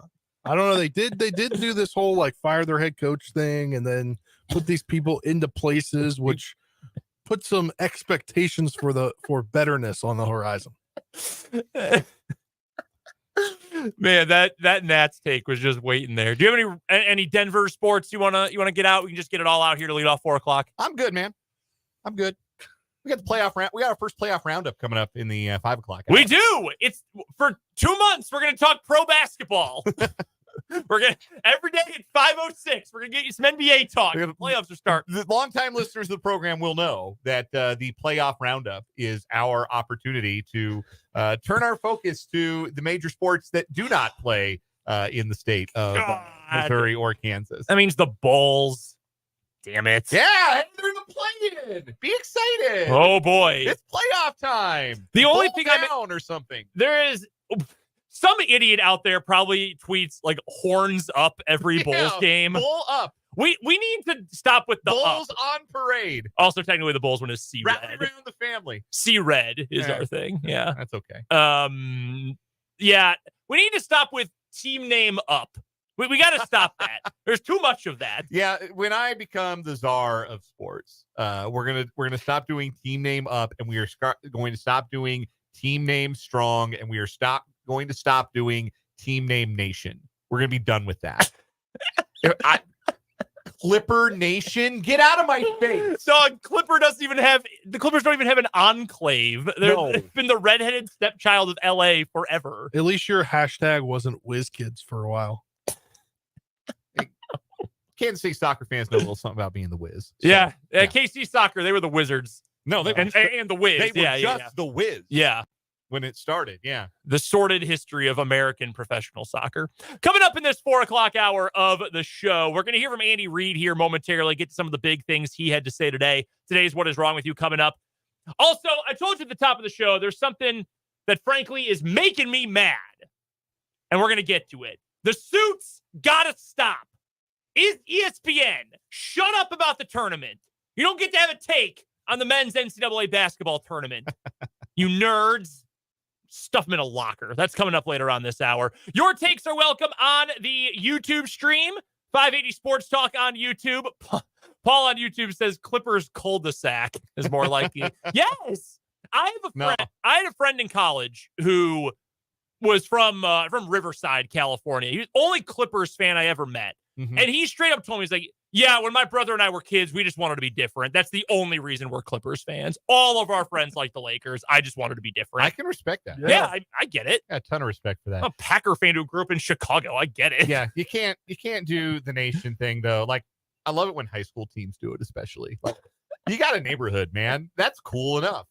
You might have 2 teams in your town. Yeah, you might be consolidated, have a whole county. But you do not have a nation. You do not I have a am nation. sorry. Oh, that is too funny. You're also welcome to hit us up on the Top City Metal Supply text line, 785-272-9429. No more wasting your money, my friends, on wasted materials, because Top City Metal Supply is going to cut you the exact lengths of aluminum, steel, and stainless steel that you need tailored to your project's specifications. So go hit up our friends at Top City Metal Supply on South Topeka Boulevard, just north of Forbes Field here in the capital city. Without further ado, let's hear from Andy Reid. Big Red spoke to the media earlier on today, as it is the start of the Chiefs offseason program, and he leads things off with some notes about Rashee Rice. So without further ado, here is Big Red. As far as Rashee Rice goes, his situation, I'm leaving that like we've done most of these, just for the law enforcement part of it to take place, and then we will go from there with that. You can hold your question. I have had an opportunity to talk to Rashee, and I'm not going to obviously get into that. But anyways, that part that part has been excuse me has been gone through. So, anyways, well, really with that, time's yours here. Hey, Coach. Couple of quick questions for you. One, just a housekeeping question. You mentioned at the Combine that Ken Flagel had retired. Any other changes on the coaching staff? Yeah, so that's a good point, Matt. So Ken Flagel did retire. We were able to move Rod Wilson into that position. Alex Whittingham, likewise, will take a little bit bigger role from his position. We hired Louis Adazio and that quality control position there on defense. And Louis got a bunch of experience coaching. He also adds a flavor that he's been an offensive coach, a line coach, and at the major college level. And that'll give us some good productive information for the defense going forward. So able to add good quality into the mix here. Hey, Andy, I know you talked about Rashee Rice's legal situation. I'm not asking you about that. I'm asking about his football situation. Just curious what his status is right now. Is he participating as you guys get this started? And will he be participating when you move into the next phase, move it back to Kansas City? And Sid, I'll have another question as well. Yeah, so there's no real participation other than by Zoom. So he'll participate in that. But other than that, we don't have anything going on here that he would be involved with. So to answer your question, he's participating in the Zoom. Okay. And again, just a reminder on this, it's voluntary. So as we go forward, that's also another part of it. Right. And do you anticipate that when you move the next phase, it moves back to Kansas City, that'll be participating in that phase as well? We're just going to take it day by day here as we go. I wanted to ask you about Hollywood Brown and Irv Smith. What you liked about those guys and how you see them fitting in here? Yeah, so Hollywood Brown is a good speed receiver. Excuse me. He can play inside or outside. And I stay away from saying a deep threat, although he can do that. He can play within the offense and do all of the different routes that we ask. So he's a nice addition, and he's got some experience and production. And then who was the second one you asked about? Irv. Yeah. So Irv is a tight end and kind of does everything pretty good. I mean, he's a good, solid football player. He's a good receiver, good after the catch, good blocker. Not necessarily the biggest guy, but really plays a good physical game, and kind of like what he's shown in the past. I think important really for both these guys that they're able to keep themselves, healthy and rolling, and that'll be part of it as we go forward there. Hello, Coach. I have two questions as well. My first is, I know you talked in the past about how this is really more beneficial for the offense, just What is the defense doing right now? And because of the continuity you have, how do you think this time may serve them? And Sid will have a second question as well. Yeah, just only because, Nate, on the being more productive for the offense, because they can go out and actually throw the ball around and do that part of it. Defensively, it's hard to set up an offense and then have an offense do whatever they do against you. So so I think this phase one favors the offense that way. But at the same time, we go through this whole scheme evaluation in the offseason, offensively, defensively, and on special teams. And so that's where you benefit with being able to just do that on Zoom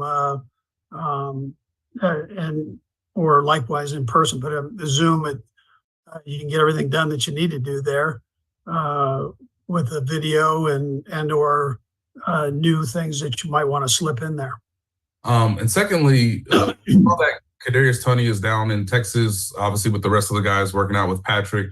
Can you just explain what your message was to Kadarius in the exit interviews and what you would just like to see from him this offseason? Yeah, so listen, I mean, Kadarius is arguably one of the most talented guys we have on the team. It's just a matter of staying healthy and being able to stay on the field. And you always hear about the reliability, accountability, all those things that go into it. And so I'm expecting him to come back ripping and ready to go. And it's great that he's down there working with Pat and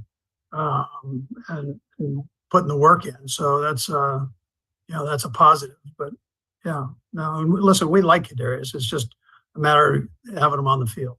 Thanks, Sid. I have a couple quick things too. Andy, you've used this setup with Patrick down in Texas, or you've used it for a few years now.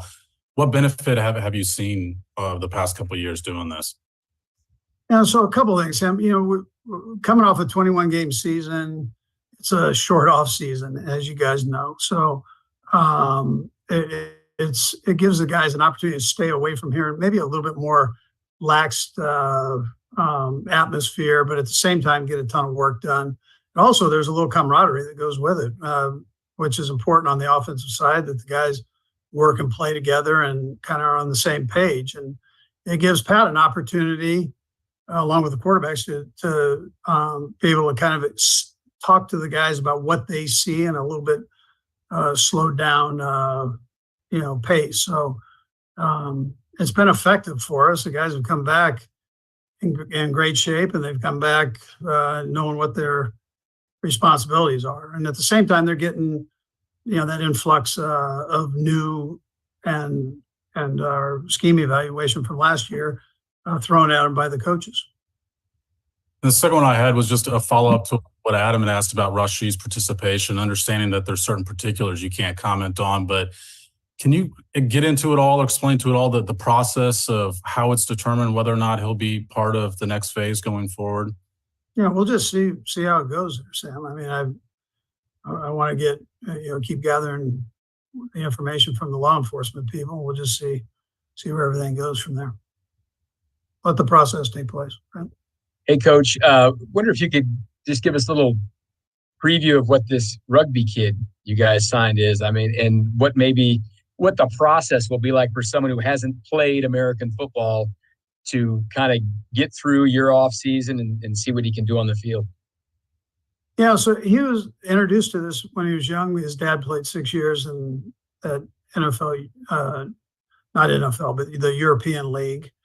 And so, he's somewhat familiar with the sport, and he sure has had a lot of success in rugby.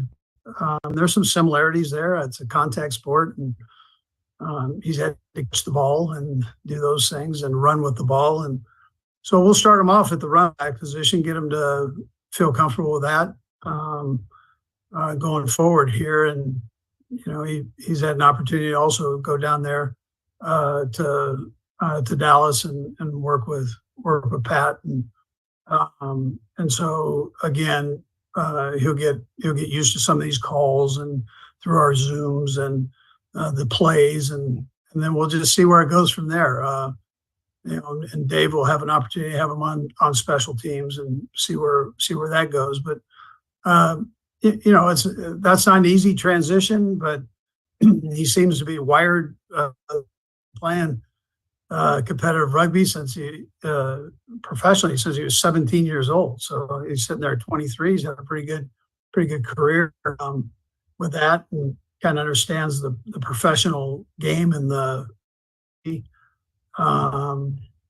mindset to play at a professional level. So that is Andy Reid and some of the highlights from earlier today. Big Red went for a full 18 plus minutes today. Didn't want to bring you all of that because at some point we do have sponsors that want their commercials to air. But some interesting stuff. The Rashee Rice situation.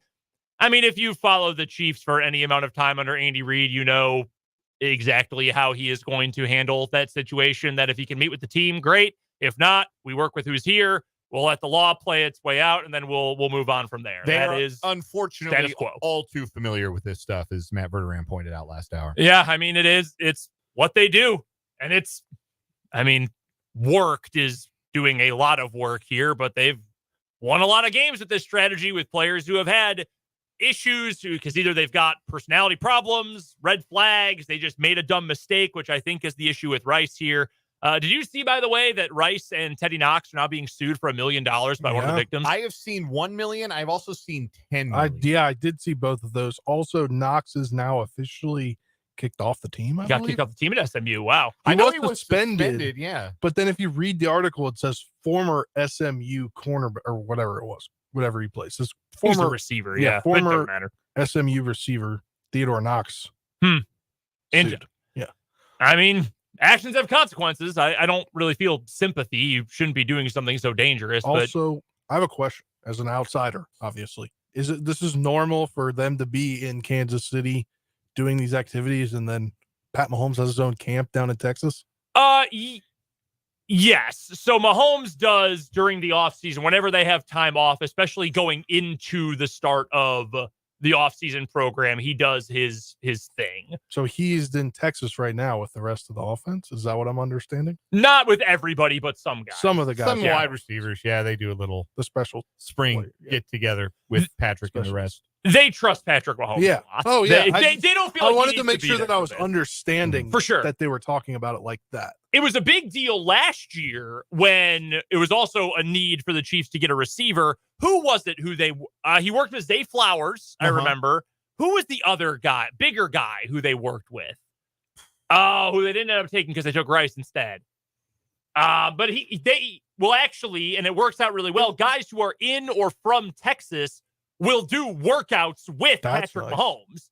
So there was a big talk. A lot of people thought the Chiefs were going to make a move to get Zay Flowers because they worked out with him last year.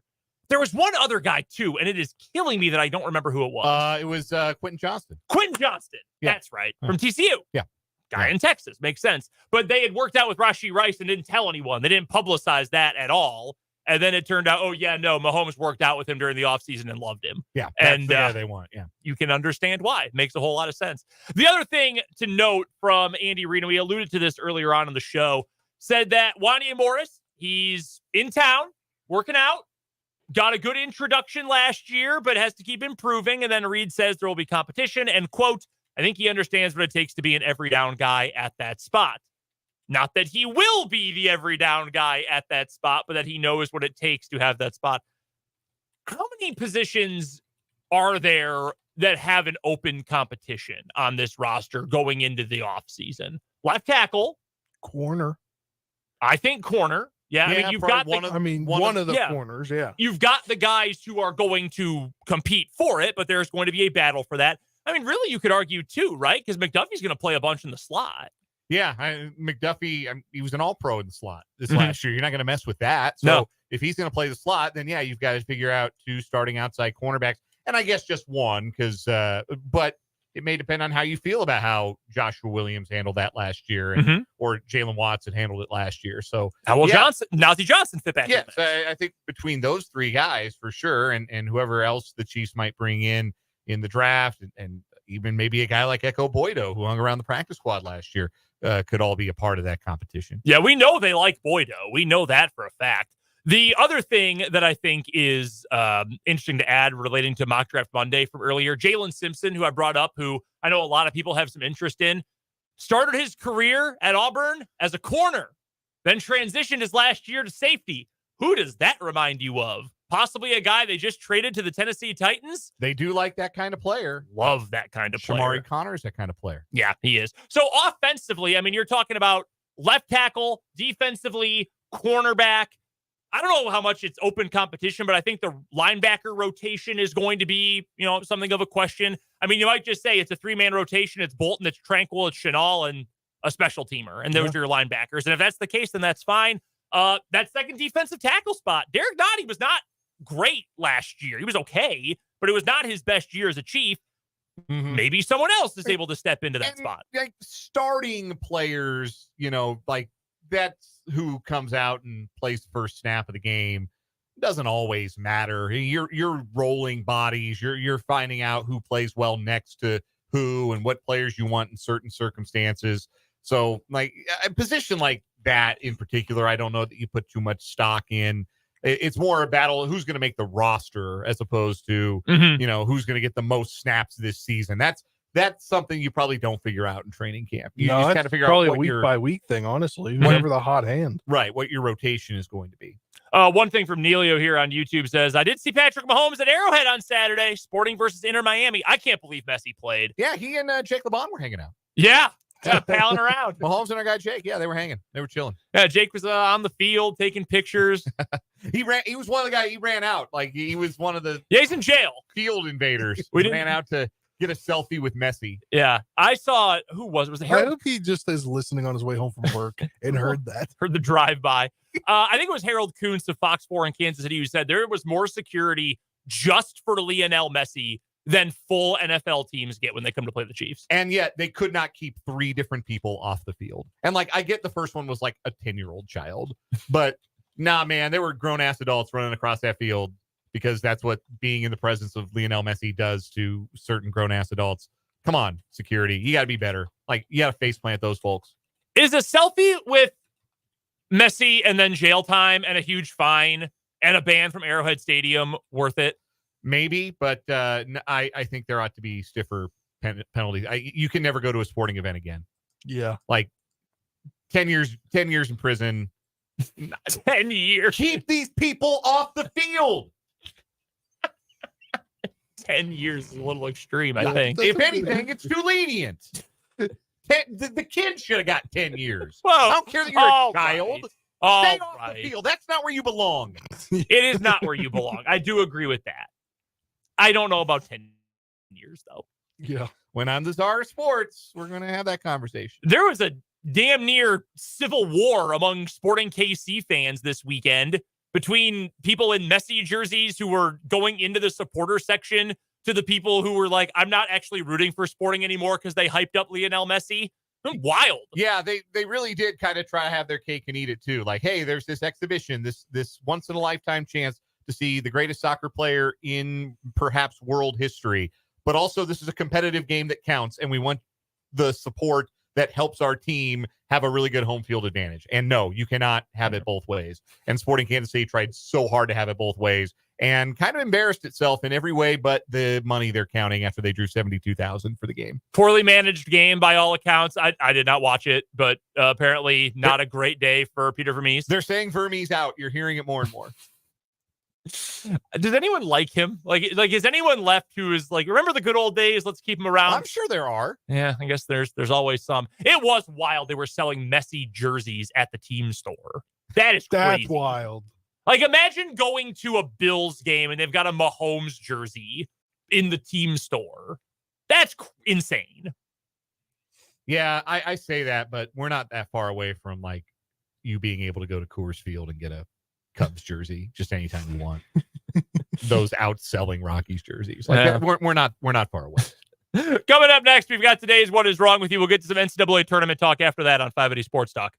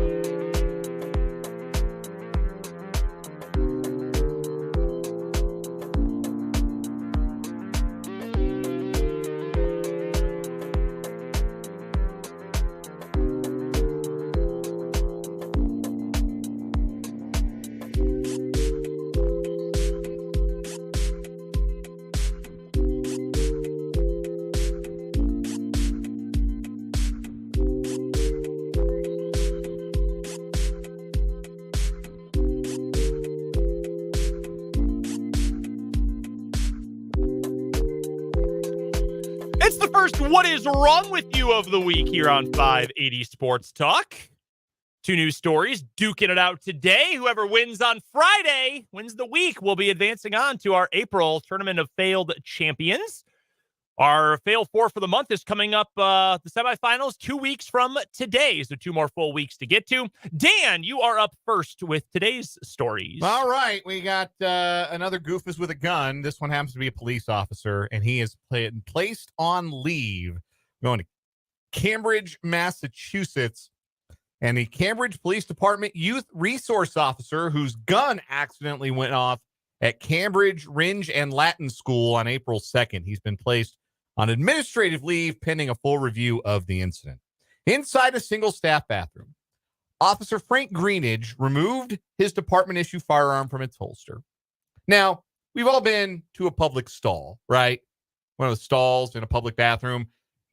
Not fun to play a road game, but sometimes you gotta. Sometimes the urinal's not available. Sometimes you gotta do the stall. Sometimes nature calls. You gotta do it. It happens. You gotta do it. You gotta bite the bullet appropriately enough for this story.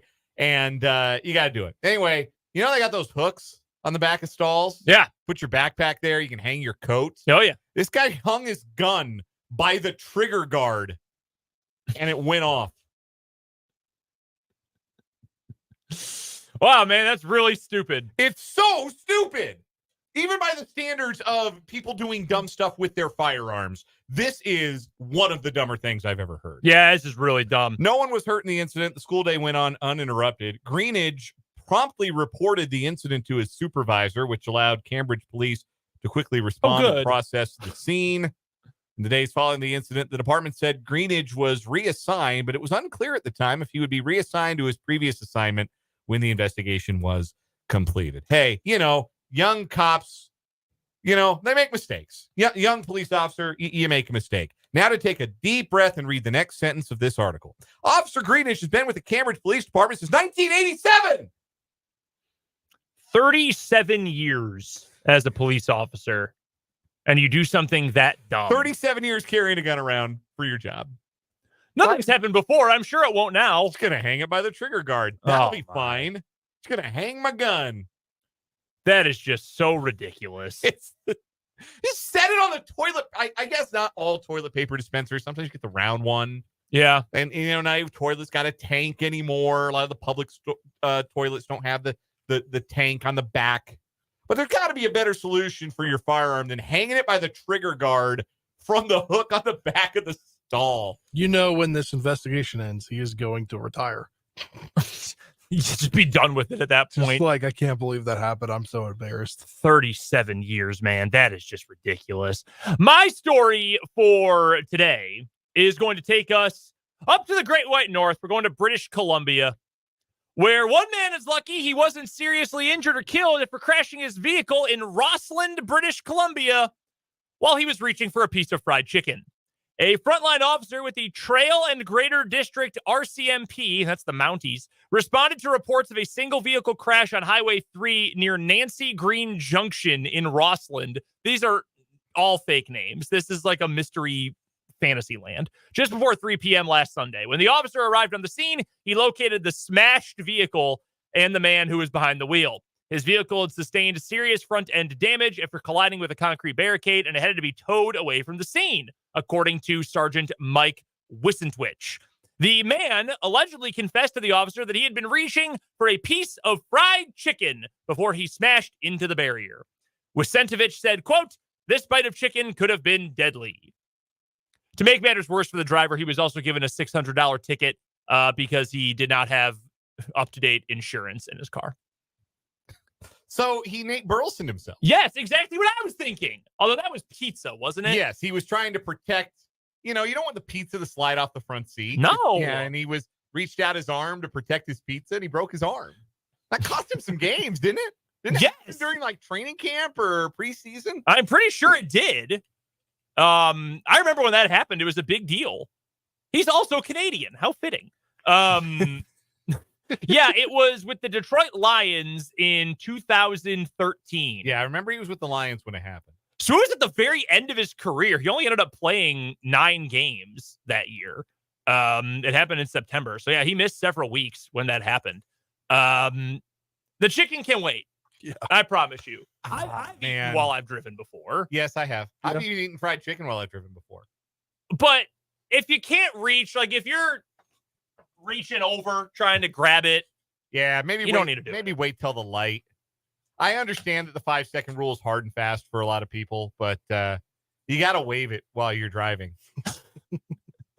Just make sure your car is clean, and then it's fine. Yeah, or you have better hands, have a better sense of the moment, and don't drop the chicken. Have a better grip on the chicken. Remember when KFC had the thing where you could like it was like you could put it in your cup holder. Yes. Yeah, they had the travel cup. Yeah. Of the chicken. You could put like the sauce in the middle and everything. See, that was ahead of its time. That's what this guy did. Apparently, like that's now a thing for Stanley Cups. The big Snack drink cups. Yeah. It's like you put it around it, and you got all your snacks. I mean, I get it. It's innovative. I can appreciate that. I respect that. Now I want some chicken. I do too. I love fried chicken. All right, who's our winner today? 2 good stories. Yeah. The veteran cop hanging his gun by the trigger guard in the back of a bathroom stall, I think has some real staying power. Yeah, it's the winner. Yeah. I have a question though. Do you think that he's done that? I more than absolutely once think That's he a has great done question. it before. Yeah. Absolutely. Absolutely. That's not something you just say On a whim. hey, like, oh, I just noticed this about bathroom stalls. Yeah.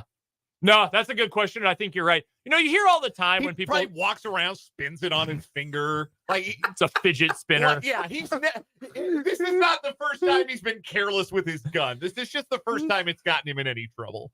Like what I would do with my keys on the lanyard, just Right. spinning it around. Spinning around with it. Yeah, the Finnet Spidger gun. That is our winner What is today. a Finnet Spidger? Is that what? Oh, I thought I said it the right way. Fidget spinner. Fidget spinner. Yeah. I think Those that's what it is. disappeared so quickly. They were everywhere for a minute. I was in college when they blew up. Fidget toys still very much exist. Now they're like the puppets are really popular. Oh, The things that kind of simulate like bubble wrap. You Yeah. press them in and you press them out. I came into possession of one of those fairly recently. And if I had them as a child, I would not have developed the nasty nail biting habit that I still have to this day. I have a tease. Once you finish that up, Go ahead. I have a tease for tomorrow. I've been holding on to this random question Tuesday for a couple weeks. oh, good. And it involves like nostalgic things from your childhood, All right. like the things that were, See, if I had had one of those as a kid, I would have just ended up with a prescription for Ritalin. So I would have been poking the thing. That's why I could never play with something like that, because I would just be distracted all day long. All right, that's our winner. We have to get to a commercial break. Our gunplay idiot, that's the winner, unsurprisingly, again today. And what is wrong with you? Coming up next, idiots in suits continue to want to ruin the NCAA tournament. That's coming up on 580 Sports Talk.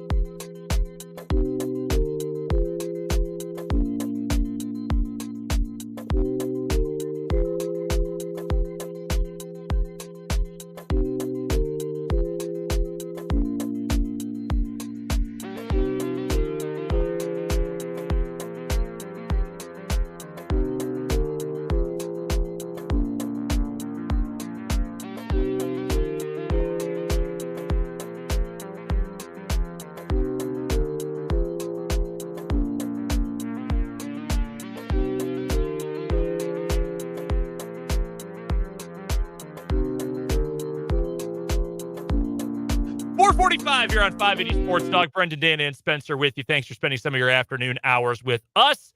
Whether it's on 580 AM, 104.9 FM, listening online at 580WIBW.com, or checking us out on the 580 Sports Talk YouTube channel. YouTube stream is open if you want to drop us a comment, and you can also find us on the Top City Metal Supply text line, 785-272-9429.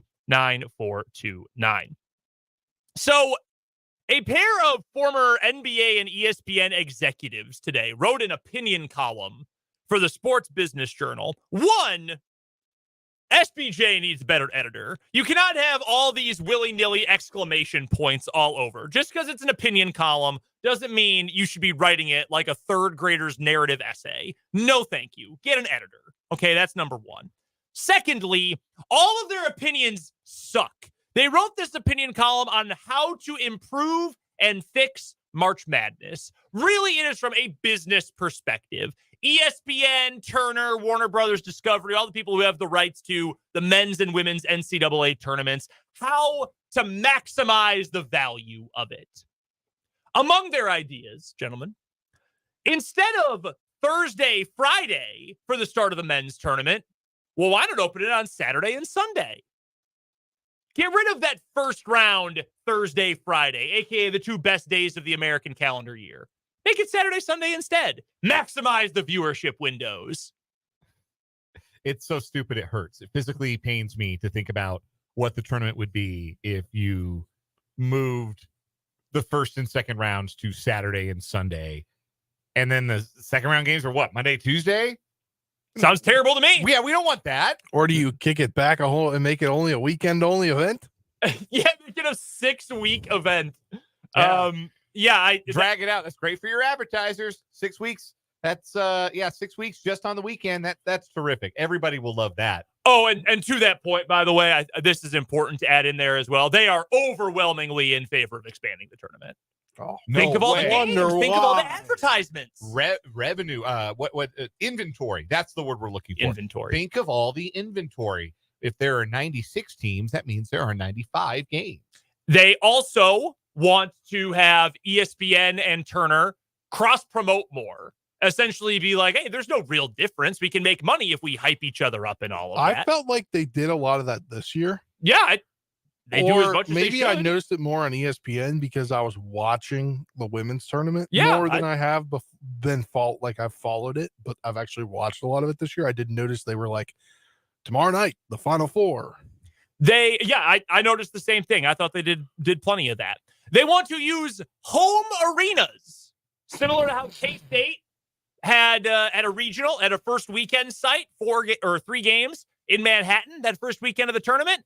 They think that both the men and women should do that.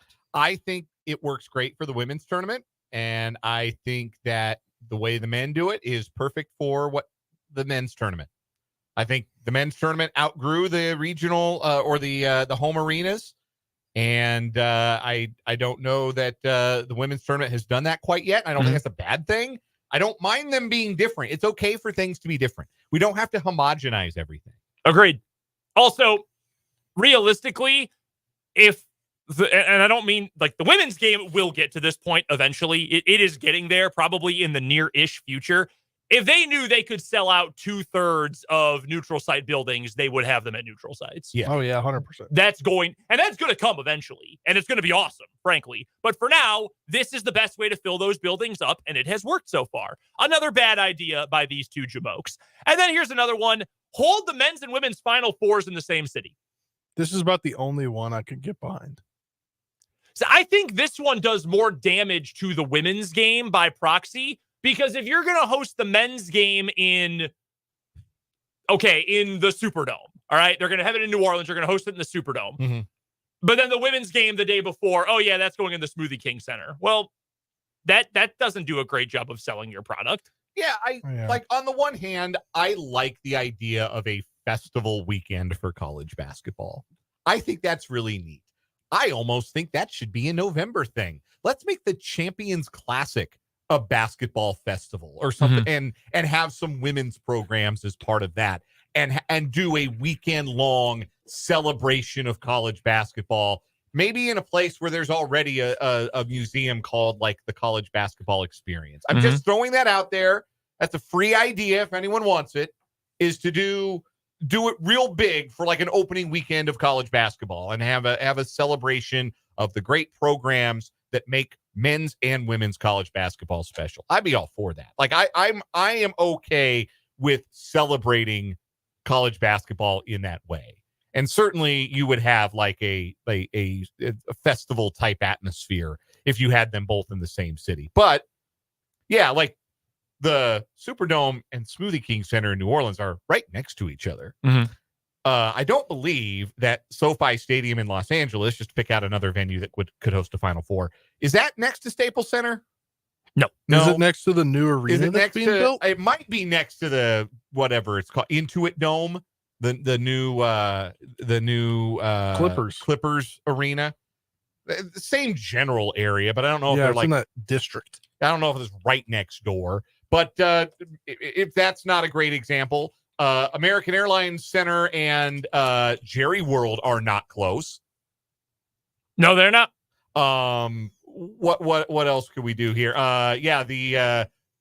The basketball arena in Phoenix and the State Farm Stadium. Nope. They're nowhere near each other. Nope. So no, like it doesn't make any sense. And again, like I don't think the women are going to want to play in the dome. I think it's a bad idea for the men to play in the dome. I wish they play. I wish they played still in arenas. But I also understand that if you can sell 70,000 tickets for something, you're going to want to sell 70,000 tickets for something. Yeah. The other thing too about the home sites thing, do we not remember what just happened this year with the women's tournament and all the slapdash planning they had to do to get teams in towns for these games? There were teams that were playing in Spokane that had to stay across the state line in Idaho half an hour away. Yeah. And when you only have 3 days or fewer to prepare these things, and as we know, and CJ Moore talked to us about this a couple weekends ago when we spoke to him, the NCAA is not the greatest travel agency in the world. You're going to put even more on their plate in these smaller towns with fewer accommodations. That doesn't make sense. That's not a good plan. That's not a good idea. Leave it alone. I understand that these guys, their job is to make money for Disney or ESPN, or they have ties with the NBA. Get your NBA brain out of my face. We have one pure thing left in America. It is the NCAA tournament. Leave it alone. It is fine. We are allowed to have consumers have one good thing. One thing that is just great. Even in a year in which so many people say, well, this tournament sucked. We had no Cinderellas, none of this, none of that. It was still the best sporting event of the year. Leave it alone. I am just so sick of, well, we could think of the advertising. The other argument I hate, I'm just going off now. The other argument I hate, well, you're going to watch. They made it 96 teams, you're going to watch. When they make the 12-team playoff, you're going to watch. That's not the point, though. I watch a lot of things that aren't good for me or aren't good ideas. That doesn't mean that suddenly it is a good idea. There is more to sports and entertainment and enjoying things than viewership. It's why they should never have allowed laymen, normal people like us, to be able to see TV ratings. That's one of the worst things that ever was possible, the fact that you could do that.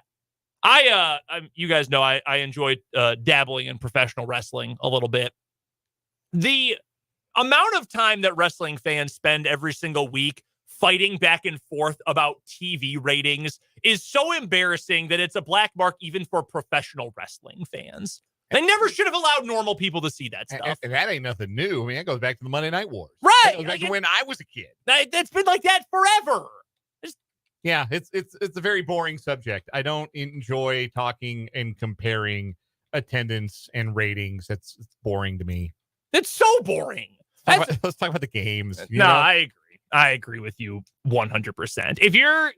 We talked about this with the NBA playoffs last year with the finals, that if your argument for this is a bad finals wasn't, well, the Heat don't have enough talent to compete with the Nuggets and it won't be close, and instead you were saying, well, I mean, if you're talking about market share, I don't have any desire to talk to you about sports.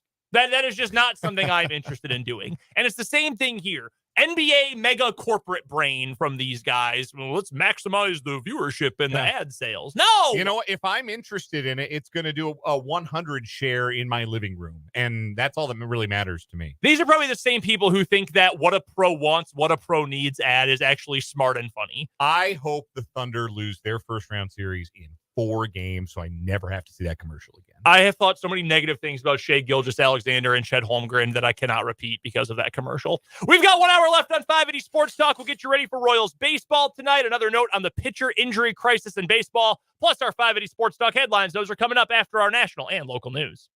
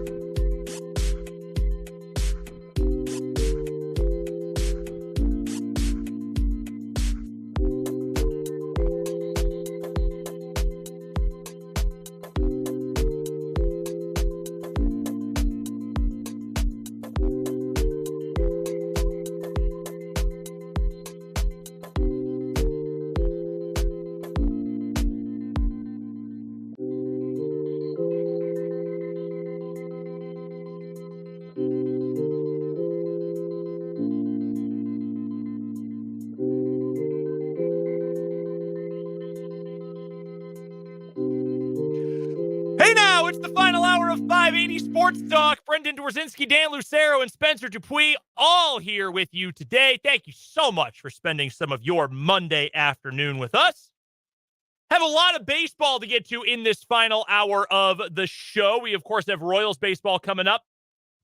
1 hour and 34 minutes from now, it will be Royals' first pitch in Chicago against the White Sox from the Cell. I'm not calling it anything else. I guess it's the Rate right now. It's the Cell. It will always be the Cell. It's not Comiskey? No, because they had changed the name. I was still really young. I think it was 03 when they changed the name. Yeah. It was definitely U.S. Cellular Field longer than it was anything else. Yeah, which is very funny because not that long after it became U.S. Cellular Field, they left the Chicago market. Is that right? Yes, they were advertising to no one. Like, oh, wow, U.S. Cellular. That's hilarious. They support my favorite team. I would love their service. That's so White Sox. Oh, painfully White Sox. Is U.S. Cellular even a thing anymore? Like, did somebody buy them? Did T-Mobile buy them? Or yeah, they have a store in town, I think. Do they? Yeah. On, where is this? It's on Southwest 21st. Yeah, on 21st. That's the Verizon store. No. Oh, maybe it's the same thing. I don't know. Maybe Verizon bought them. I could have sworn there was a U.S. Cellular store somewhere in town. Maybe you're right. Yeah, I don't recognize. They were bought out by Verizon, though. They were? There you go. Okay. Verizon Wireless in December of, this was 2013. I think I've had every major cell service provider.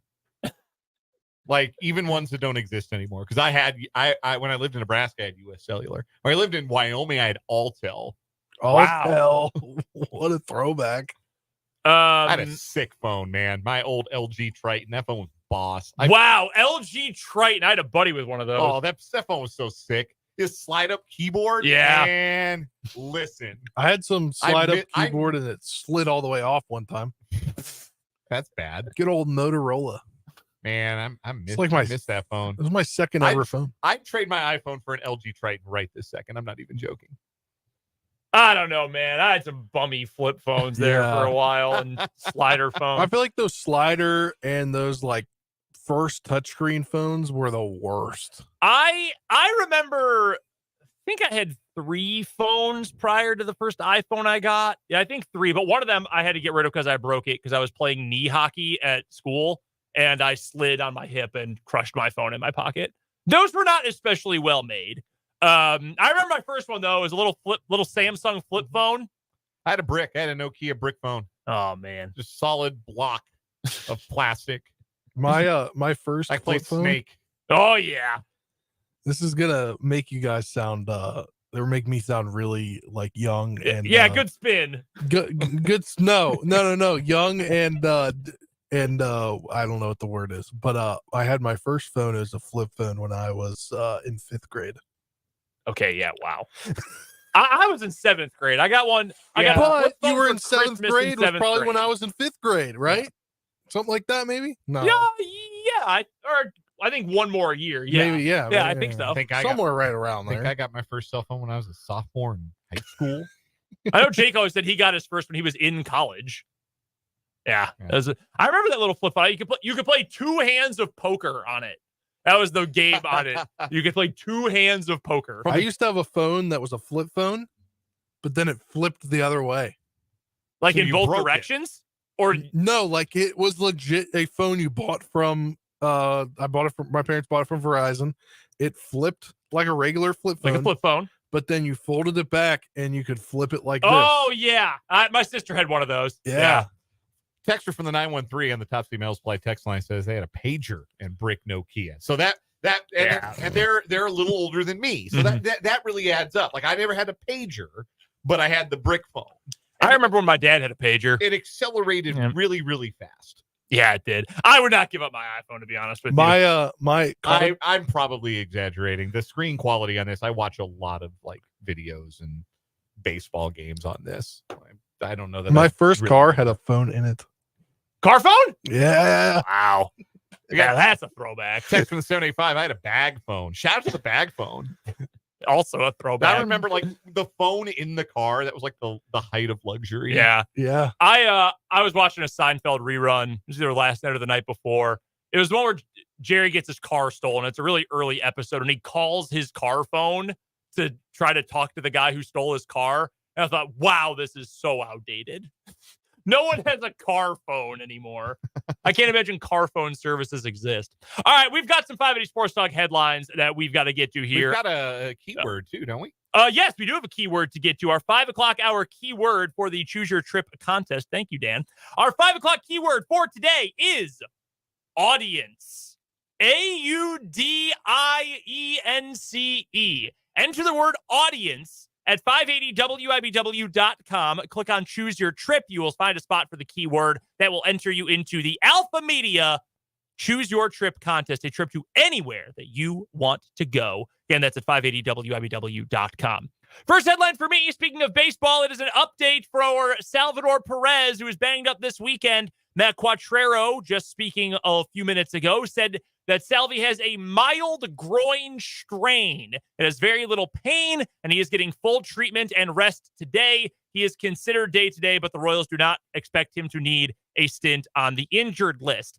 Salvador Perez himself is pretty confident he will be back soon.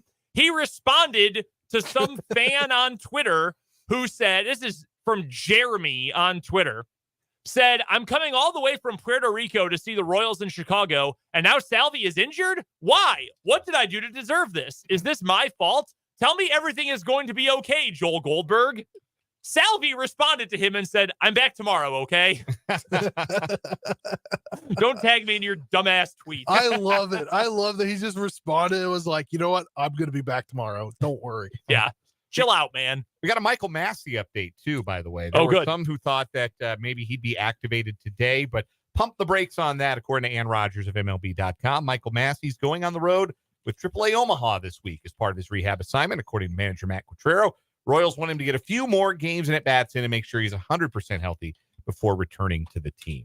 That'll be a pretty straightforward transaction. They'll promote Massey. They'll demote Nick Lofton and go from there. That's fine. Yeah. You can live with that. Lofton, I think, needs a little more seasoning. Or alternatively, because they've been playing Lofton a lot against left-handed pitching, they could demote Dairon Blanco, but I think they really like using his speed off the bench. So, yeah.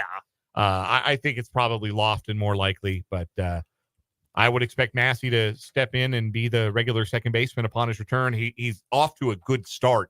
I think he was rehabbing at AA and was tearing the cover off the ball this weekend. So he's close. I think, too, it has to do with on Thursday, Brennan and I heard that he was not playing every day yet. Yeah, still trying to get up to speed a little bit. I think they want probably to play a week for every day before they bring him back off the injured list. Dairon Blanco, by the way, has almost as many stolen bases as he has at-bats this year. 7 at-bats, 10 plate appearances, 5 stolen bases. That is a threat if I've ever heard one. That is the Terrence Gore game plan. No hits, by the way. He is 0 for 7 at the plate so far. But there's your Royals injury update. That's my first headline for today. Dan, what do you have? First headline for the day, the big sports story from the weekend. Scotty Scheffler wins his second green jacket, taking home the win at the Masters. A 4-shot victory, shooting 11 under par for the 72 holes, winning by 4 shots over first-timer Ludwig Oberg, who was playing in his first ever Masters and first ever major tournament. Former Texas Tech Red Raider at 7 under par, finished in second place, a tie for third with Max Homa, Colin Morikawa, and Tommy Fleetwood rounding out that top 5. Scheffler now is the 4th youngest player to ever win multiple green jackets. Only Jack, Tiger, and Seve, and those are guys you only need one name to refer to, were younger when they won their second Masters. Also, Scotty Scheffler is the first player to win multiple Masters and Players Championships at TPC Sawgrass since Tiger Woods. And he's the first to win in both places, both tournaments, in the same year since Tiger Woods. He's awesome at golf. He's so good. It was a little loose for him early on Sunday. He went into the final round with a 1-shot lead, was kind of spraying his approaches. He was long with a lot of his approaches. They couldn't quite dial in the wind or whatever it was. And actually, after taking a 2-shot lead, had dropped back into a 4-way tie on the 8th tee. He went birdie, birdie, birdie, and that was the tournament. Made 6 birdies in a 9-hole stretch. Just laser focused killer. And doing all that while the potential loomed of his wife, who is 9 months pregnant, calling him and basically ending his tournament, because Scheffler was adamant that if his wife went into labor at any point during the weekend, he was going to leave. It did not matter where he was in the golf tournament or how many holes he had to play. If he got the call, he was leaving. Can I give you a take that is, I think, fairly normal for most people, but very hot to the most obnoxious guy you know? Good for Scotty. Like, that only happens once. And even if you have multiple children, because I know that's the retort to that, well, each child only gets to go through that one time. No, like I understand it. Also, the winner gets $3.6 million. And I mean, like, not Scotty and his wife are not living paycheck to paycheck, but 3.6 million is 3.6 million. And maybe, I don't know, that may be a different conversation between some other golfers and their wives. Yeah. Like, yeah, I'm just saying maybe the money, if you're not the world number 1 for the last year and a half, maybe you think, okay, 3.6 million can buy that baby a lot of diapers. Do you know how much Scotty Scheffler has made in his career prior to the Masters? Oh gosh. He's got to be well into the 7 figures. I mean, naturally he's well into the 7 figures. He might be nearing the 8 figures. He's doing a lot of winning. He got to be 70, 80 million. Not quite there. Before the Masters, 54 million. He is now at 57.6. Yeah, I think that makes it a little easier to say, yeah, I don't need the 3.6. Yeah. I don't need another 3.6 that bad. That's probably the difference. No, he's better at everything else than everyone else at golf right now. And the only guy to dominate the field in golf tournaments more than he's dominating right now, because his last 4 events, win, tie for second, win. And those wins were Bay Hill, the Arnold Palmer Invitational, and the Players at TPC Sawgrass. So not little, pitch and giggle, no 54-hole events here. Like, he's winning big deal events against big deal fields, and then he goes out and wins the Masters for the second time. And he learned how to putt. I wonder if Rory McIlroy's kicking himself, because it was about a month and a half ago where Rory said he might have to switch to a mallet putter, because really the putting is the only thing keeping him from winning a lot. And then Scotty did, and now he doesn't lose anymore. So what have you done? I wonder if the other golfers in the locker room at Augusta were like, hey, thanks, Rory. Appreciate that. And this guy's kicking our butts every week. Did you see that there are some rumors about Rory's future today? There are. My primary rule is, if the headline is in the form of the question, the answer is always no, right? Mm-hmm. And so there is a headline from across the pond asking, is Rory McIlroy about to join Live Golf in shock $850 million move? No, I think the answer to that is no. That would be an all-time heel 180 turn if he did that. Mr. PGA Tour, I love Jay Monahan. Well, I mean, I'm sure he doesn't. All he has to do is look at how miserable John Rahm looked all weekend. John Rahm, never a factor in defending his green jacket. He was sitting there in Butler Cabin, and he looked so sad. Like, I forgot John Rahm even went to Live. Yeah, he did. Yeah. He got a huge bag and looks miserable. And he's saying things like, we should play 72-hole tournaments. And I really miss playing in all the PGA Tour tournaments. Like, nah, man, that's not happening. Rory's sticking around. Now, whether or not there'll be a resolution to the standoff between the PGA and the Public Investment Fund from the Kingdom of Saudi Arabia anytime soon, that remains to be seen. I just, it's a great course, classic example of money does not buy everything. And that really what Lance Leipold has said for the last couple of years, you shouldn't base your entire life on just transactional relationships and transactional decisions. Mm-hmm. Because when that happens, well, you end up miserable, although I guess pretty rich. What's your first headline? ESPN has announced their draft coverage for the NFL draft coming up next week. Nick Saban will make his ESPN debut as an analyst on the College Game Day, the ABC broadcast,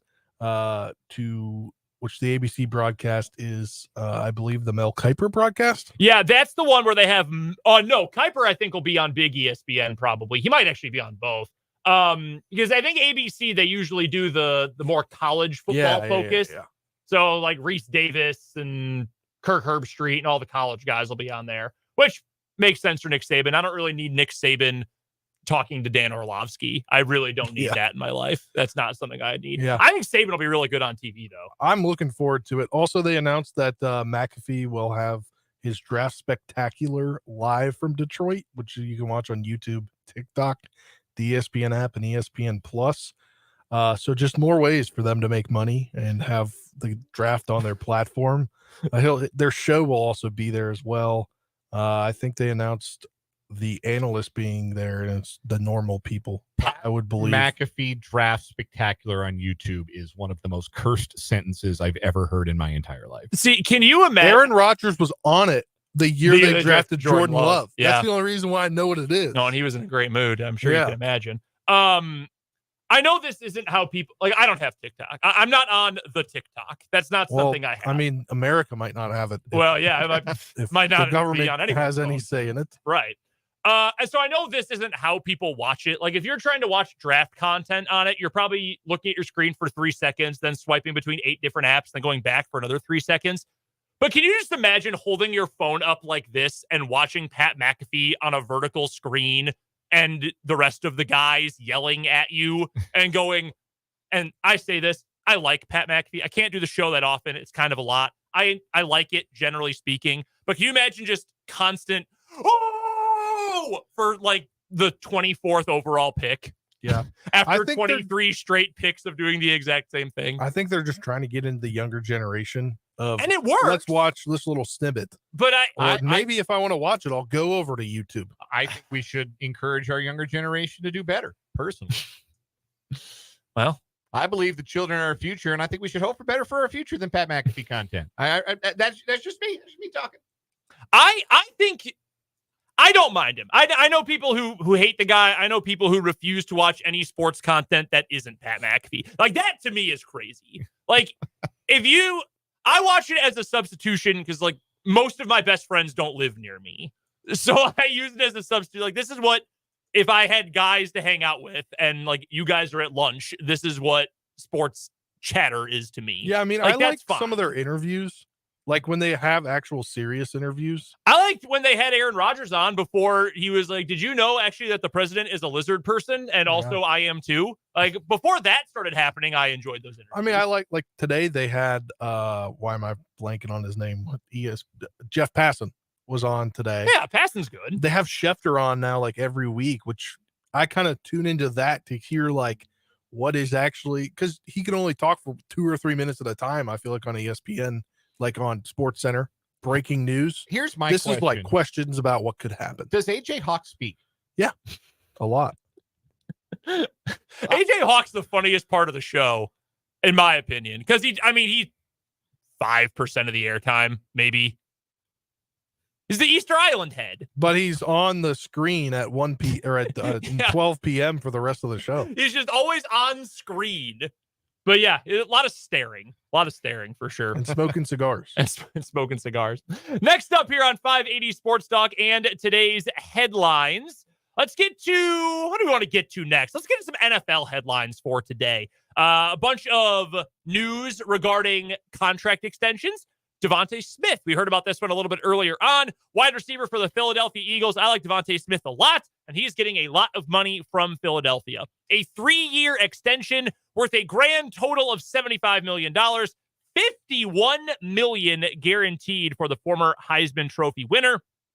That now keeps him under contract with the Eagles through the 2028 season. He is the 5th receiver in the NFL with an average contract value of $25 million or more per year. Can you name the other 4? AJ Brown, Tyreek Hill. I'm not in football brain. Jamar Chase? Not Jamar Chase. No, he's in the next group. Yeah. He hadn't gotten to his deal yet. Oh, you have a guess? Not Terry. Not Terry McLaurin. DK's not there yet. DK's not there. Think West. Cooper Kupp. Cooper Kupp, yeah. And oh, come on. Oh, breaking my heart. Oh, Devontae Adams. Devontae Adams. There we go. Devontae. Yeah, so that's now the 5th highest average annual value per year for any wide receiver. Also from today, the Indianapolis Colts, they've agreed to a new 2-year extension with defensive tackle DeForest Buckner. The guarantees I have not seen reported yet, but he got a 2-year extension, $46 million for DeForest Buckner. He was entering the last year of his deal. He is now signed through 2026. Good player, really good player. He's gotten paid a lot of money in his career, which is nice for him. He's not quite Chris Jones, but he's a good player. Yeah. Next headline for me. It is time to return to one of our favorite segments throughout the spring and early summer on this program. It is time for the first edition of the playoff roundup for 2024. Yeehaw. We got to get sound effects. Yeah, we do. We'll get some like frontier style music or something. Got to be honest though, that one felt pretty good. I haven't done that sound in a while. Yeah. You did the whole lasso throw and that was everything nice. for the benefit of our video stream viewers. Yeah, that was really good. It was well done. Spencer, you're not familiar with the playoff roundup. I am not. We just talk about what's happening in the NBA and NHL playoffs. It's very simple. Literally just give the scores and who's playing next. And then maybe a little free association if we have the time. Anyhow, the playoffs are set in the NBA after the end of the regular season on Sunday. And the field looks like this. The play-in tournament in the Western Conference will start on Tuesday. The number 7 seed New Orleans Pelicans will host the number 8 seed Los Angeles Lakers, while the number 9 seed Sacramento Kings will take on the Golden State Warriors. The winner of the Pelicans-Lakers game is in. They're the 7 seed. The loser of that game plays the winner between the Kings and the Warriors on Friday to determine who the number 8 seed will be.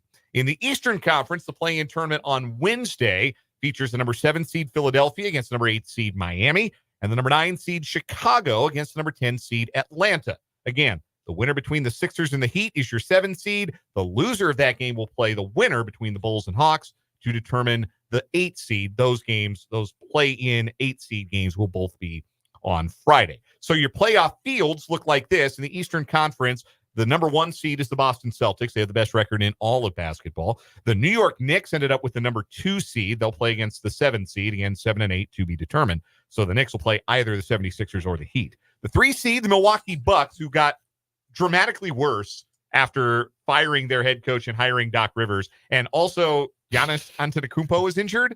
So vibes not great for the Bucks. They'll take on the number 6 seed Indiana Pacers. The NBA TV series is the number 4 Cleveland Cavaliers and the number 5 seed Orlando Magic. You want to talk about ratings? Loved 2009. So glad we're going back. Restore the feeling. They're going to put those games on ESPN minus. Nobody wants to watch that. Anyway, over in the Western Conference, the Oklahoma City Thunder secured the number 1 overall seed. Number 2 seed are the defending NBA champion Denver Nuggets. They'll play either the Pelicans or the Lakers for certain. The number 3 seed Minnesota Timberwolves take on the number 6 seed Phoenix Suns. The number 4 seed is the Los Angeles Clippers. They'll play the 5th seed Dallas Mavericks.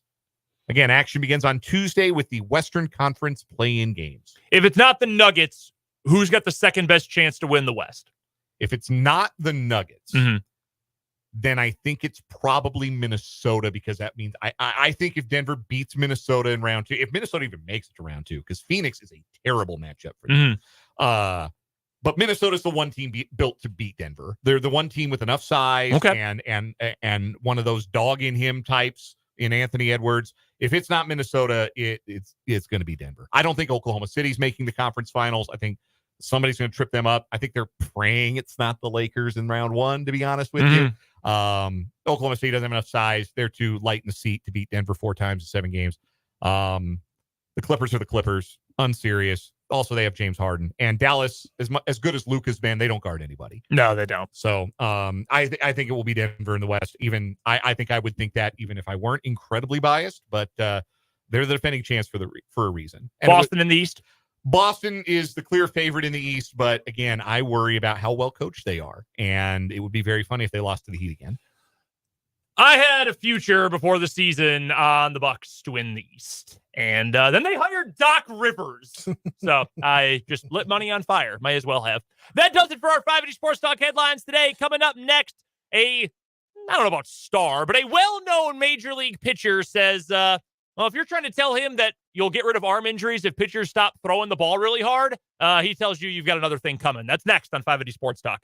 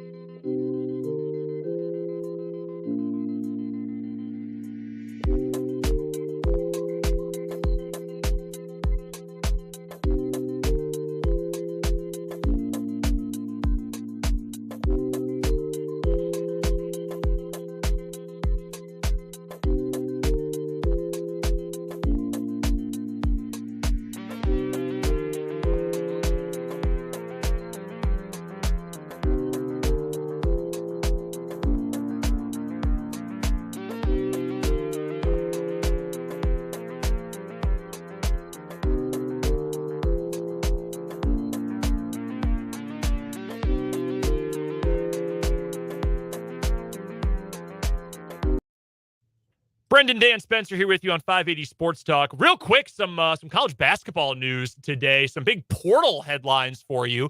So not only did K-State men get a commitment, CJ Jones from Illinois, Chicago, probably bench wing, nice piece to add. The KU women, they added a player, a KCK native, went to Olathe North, Nia Copeland, who, by the way, rumor has it is dating AJ Storr from Wisconsin. She also was at Wisconsin for 2 years. KU is recruiting AJ Storr on the men's side. Something interesting to note. Also, Texas had two star players enter the portal today. Both Dylan Mitchell and Tyrese Hunter. Mitchell, I think, is a really good player. I think Tyrese Hunter is good. The problem with that is he's been the same level of good 3 straight years. Yeah. I don't think he ever got better. I don't think he's ever gotten better either, which, I mean, he was very good as a freshman. So that's not necessarily a knock. It's not to say that he's not, like, I think he helps the team, but I haven't watched Texas the last 2 years thinking, oh man, better get a hand up on Hunter. Like better send these reinforcements to Tyrese Hunter. Oh man, I hope Tyrese Hunter doesn't beat us tonight. Like, I don't think he's that kind of player. No, I wouldn't say so. He's good. I don't think he's a bad player. I don't think he's a net negative, but you probably thought by going into his final year of eligibility that he might be a superstar, and he's just kind of a complimentary, like, second or third banana. And that's fine. Like, there's nothing wrong with that, but he'll be a nice third team all conference pick at whichever team he ends up for, and they'll be okay. Yeah, that's kind of his thing at this point. So a quick update from the transfer portal today. Tyler Glasnow was a guest on the Chris Rose show. Chris Rose has covered every sport forever, and he still looks young. And he's been on every media platform. Every single one. Yeah, I miss the best damn sports show, period. I really do. So he hosts this show. Really the prelude to the best damn sports show walks so Pat McAfee could run. Yes, no, that's correct. That is absolutely true. They also used to jerry rig that show or gerrymander that show so badly with their ad breaks. Like it was an hour-long show. The first segment would be 20 minutes. Then they would do another segment that was almost 20 minutes. Then they would somehow fit like 3 more ad breaks into the final 20 minutes of the show, and it was unwatchable after the bottom of the hour. They used to do like countdown shows that were incredibly rewatchable. The top 50s. Yes. Oh, the best damn like sound bites in sports history. Yes, I know exactly the one you're talking about because that's where I learned about a bunch of classic boxing rivalries. All boxers, all of them. Guy flexing on Mike Tyson is awesome. I love that show. Anyway, he does the show now. Chris Rose does for Jomboy Media. This is something that this is a piece of sports culture completely out of my element. Like people say, "Oh, did you see this John Boy video?" None of those words are in the Bible. Like, no, I've never once in my life seen a John Boy baseball video. guy. I guess sports. Yeah, I know they do baseball. Where it got started, the lip reading videos. Yeah, and became aware of him doing those. But like, am I gonna watch him do like 4-hour podcast breaking down every Yankees game with somebody named Joe McFly or whatever it is? He does have the not. Yankees manager on. Yeah, they have it. They have Aaron Boone on all the time. Yeah, like, they're a big He used to be deal. every week last year. I don't know if it is this year. They are. The guy's got They half get- a million Twitter followers. They get players whenever they're in New York. They come in and then they'll do like immaculate grids with them or baseball reference games with them. If I was like 4 years young, okay, if I was your age, Spencer, I probably would think it's like the coolest thing. It's just past that threshold of you're into this cool new thing and you are so washed old man. Hey, listen, if they're doing like immaculate grids with veteran MLB players, I might actually have to tune in for that. I'm a grid sicko. I might really enjoy that. So, all right. The point is, Back on track. Chris Rose had pitcher Tyler Glasnow on talking about the arm injury problem for Major League Baseball pitchers. Here is what Tyler Glasnow had to say. Rose kind of intros this quote. I've got the video here. He sort of intros this discussion saying, hey, now you had comments recently about the arm injury problem, and people have been bringing up the fact that a couple years ago you said it was a bad move by Major League Baseball to get rid of the sticky stuff mid-season. So that's how we lead into this part from Tyler Glasnow. My only beef with why I said all that was because the rule was changed in the middle of the season. And then the whole argument now is like the pitch clock. And I think it's like a multitude of reasons. The mentality I've had since I was in high school was throw the ball as hard as you can all the time. That's the highest chance of you playing in college, the highest chance of you playing pro. If you get hurt, we got good doctors. That's been the mentality for such a long time. So you wouldn't have changed one route of your path? But no, I wouldn't change it at all. You want to know because the times when I didn't go after velocity, I didn't go after all that stuff, I had a 7.7 ERA. I've never been Greg Maddux. I've never been able to, in my life, I've never been able to, I've always struggled with command until, relatively recently, my last few years. I think the decision of throwing hard and getting hurt is going to win every single time. And the only negative side is lose time. You can't contribute to your team, and then you're out for, a year. I think that's everyone is going to throw hard, get hurt, make money type of, you know what I mean? It's just, logically, that's just the choice everyone's going to make. It reminds me a lot, and we've brought this up before, it reminds me a lot of the NFL issue where they said, hey, you can't aim high anymore, so you got to aim low. And a bunch of players, offensive players, said, I don't want you aiming low. You're going to hit me in the head, whatever.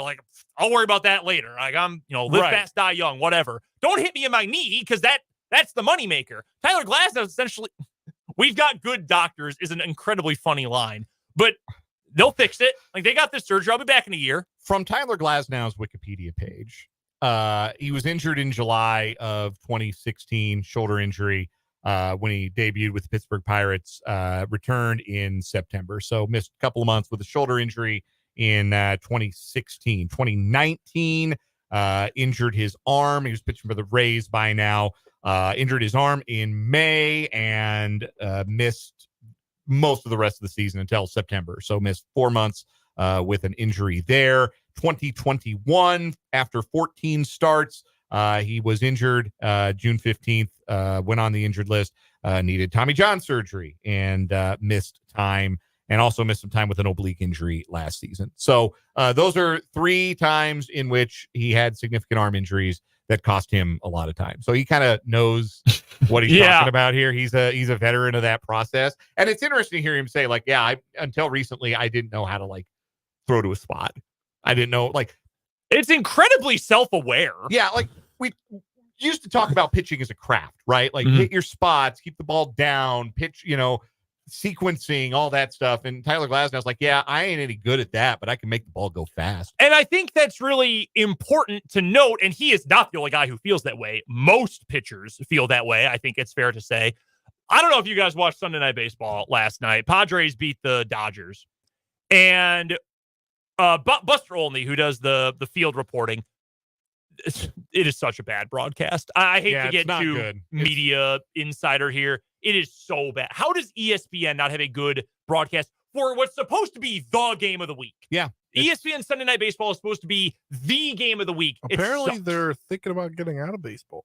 Yeah, I know. Well, they've already gotten out of, like, midweek games. They only do the Sunday night anymore. And I don't know that they'll get all the way out, or they'll just rework their contract because that's what the rumor is. They want to rework their contract with the league and maybe get some more broadcast rights like they've had for hockey, where they have all the games for ESPN Plus. Yeah, I hope so. It would make it easier to watch for sure. Yes. But so this terrible broadcast, but Buster Olney is talking about this. They bring it up because they weren't actually paying attention to the game. They were just talking about this scenario. And Olney said he has talked to people in baseball who say they think that Major League Baseball needs to put in new rules and come up with new rules to protect pitchers, specifically starting pitchers, the way that the NFL protects quarterbacks. And that they have gone back and pre-2004, pre-Manning family complaining to the league and complaining to Paul Tagliabue, and have said, hey, look, that changed the game. Look at the popularity. Quarterbacks are the biggest superstars in America next to actors and rappers. Like, that was a major flashpoint for the league, and that's a big deal. We want to do that with starting pitchers. Here's the problem with that. Quarterbacks were getting hit by guys who are 300 pounds and run 4.6 40s. That's like getting hit by a Mack truck. That doesn't happen to a pitcher. No one's hitting the pitcher unless they run into the baseline. They're just throwing. They have full control over what they are doing to their arm. What rule are you putting in place to fix that? Well, I don't know what you're supposedly going to do. It's already not making a whole lot of sense. The comparison is not apples to apples as it is. That's not even red to green apples. That's apples to kumquats. I mean, there's just no way to compare the two. No, yeah, it's not like you can put a governor and say any pitch you throw faster than 85 miles an hour is a ball. Like, is that what you're gonna do? It's gonna be like professional slow pitch. Ban the sweeper. Yeah, no. After 10 home runs, a ball over the fence is an out. You throw over 95 more than 5 times, ball. Like, that's dumb. That's very dumb. I got burnt on that 1 home run per game rule in softball. The only time I ever hit multiple home runs in a game, my second run didn't count. It pissed me off real bad. Anyway, neither here nor there. Was that a light flex? Extremely light flex. Yeah, you're right. You can't. There's no governor. There's no, like, restrictor plate for pitching. So what you have to do is it has to start at the grassroots level, so that guys like Tyler Glasnow do get scouted because they can throw strikes and not because they throw harder than anyone else. Like, teach the next Tyler Glasnow how to hit a spot. Teach the next Tyler Glasnow how to win by changing speeds, by throwing a changeup, by not needing to exert to the fullest for every single pitch. Let the next Tyler Glasnow take better care of his arm. Encourage him to try other sports. Don't have them throwing 12 months out of a year. Yes. That's what you have to do to make real change. And that's going to be a generation before we see any real impact. Right, because to me, this is not a Major League Baseball problem that can be fixed. This is a culture of baseball today problem. Little B that baseball, needs to be fixed. not small B baseball, not big B baseball. And it's not just you can point to a lot of things. You can point to the fact that kids are throwing 12 months out of the year now. That showcase baseball is such a big thing. The stereotypical suburban baseball dad Like, all of these things factor into it. Those need to be fixed at a ground level before it gets to Major League Baseball. You want to make the NFL comparison, that's the one to make, is that guys approach the game differently when until high school you're playing flag. You're not playing tackle football and leading with your head when you're 8 years old. Right. That's the comparison to make. From the Top City Metal Supply text line, a texter from the 785 suggests a bigger strike zone, making control easier to have. And maybe this is Angel Hernandez's grand plan all along to save pitchers' arms. We have saved Angel Hernandez's career. He is finally the good guy.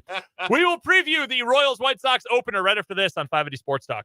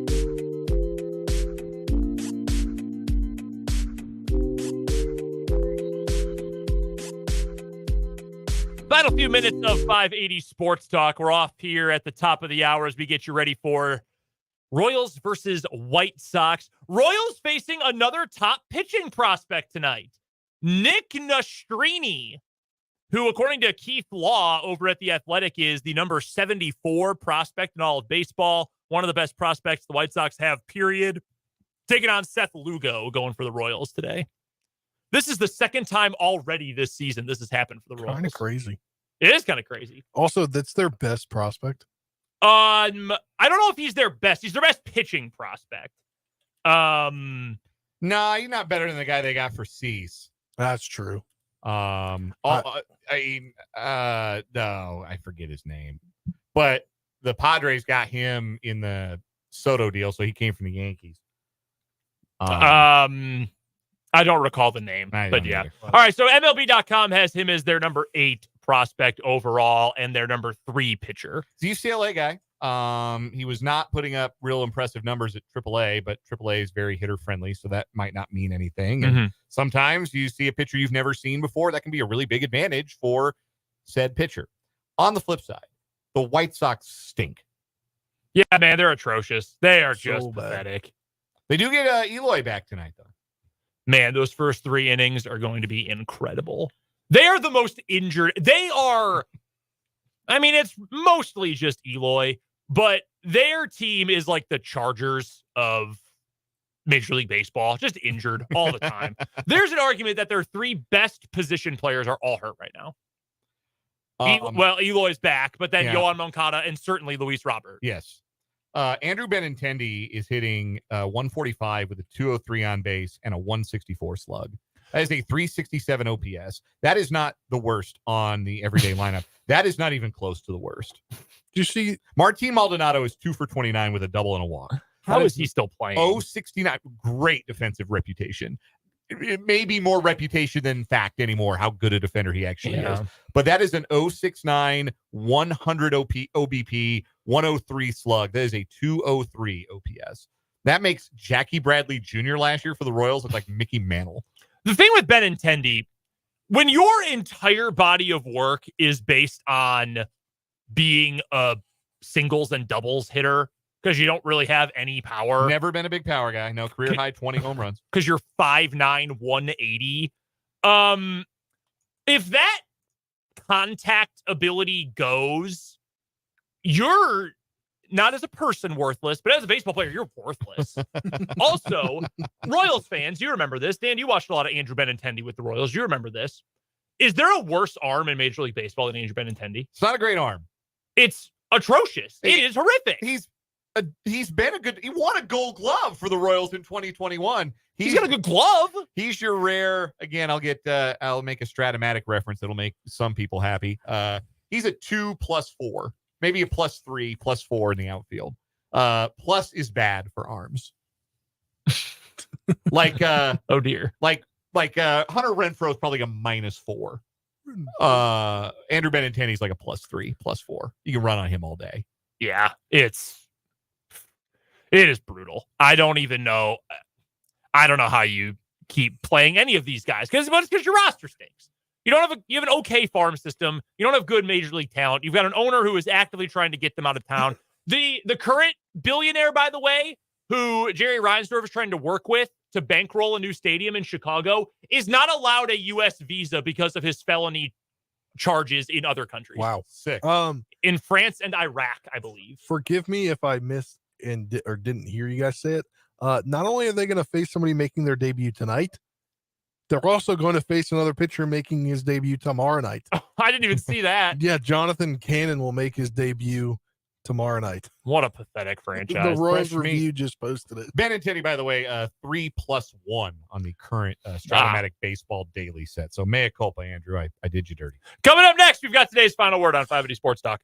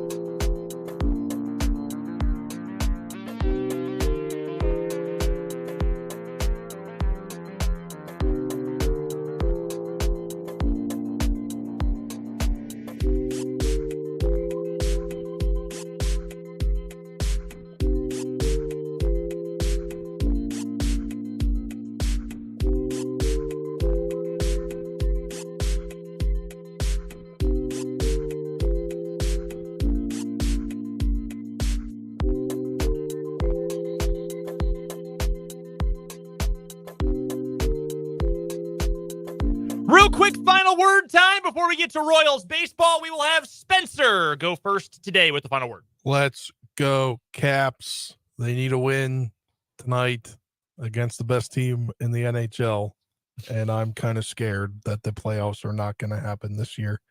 Spin zone, you're already in the playoffs. Season ends if you lose. You got to keep winning.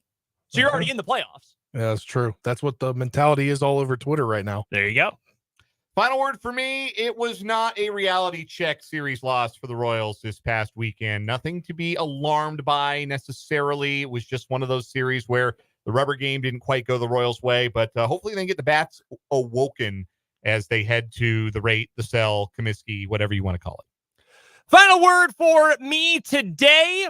Kansas State basketball with a good ad today when they go out and get CJ Jones, who I don't think is going to be a complete game changer for this team.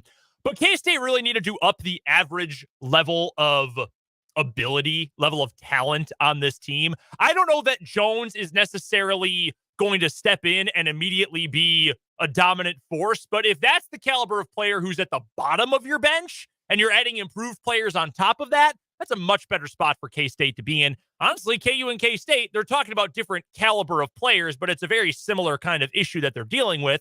KU, we'll talk more about them tomorrow with Michael Swain. If Rylan Griffin is in the mix, all of a sudden we're talking national championship contender once again for KU. Both teams in a pretty good spot through the early couple weeks of the portal. We're back tomorrow from 2 to 6. We'll recap the Royals. We'll talk to Michael Swain, more NFL draft. It's all coming up then. For Dan, for Spencer, I'm Brendan. This has been 580 Sports Talk.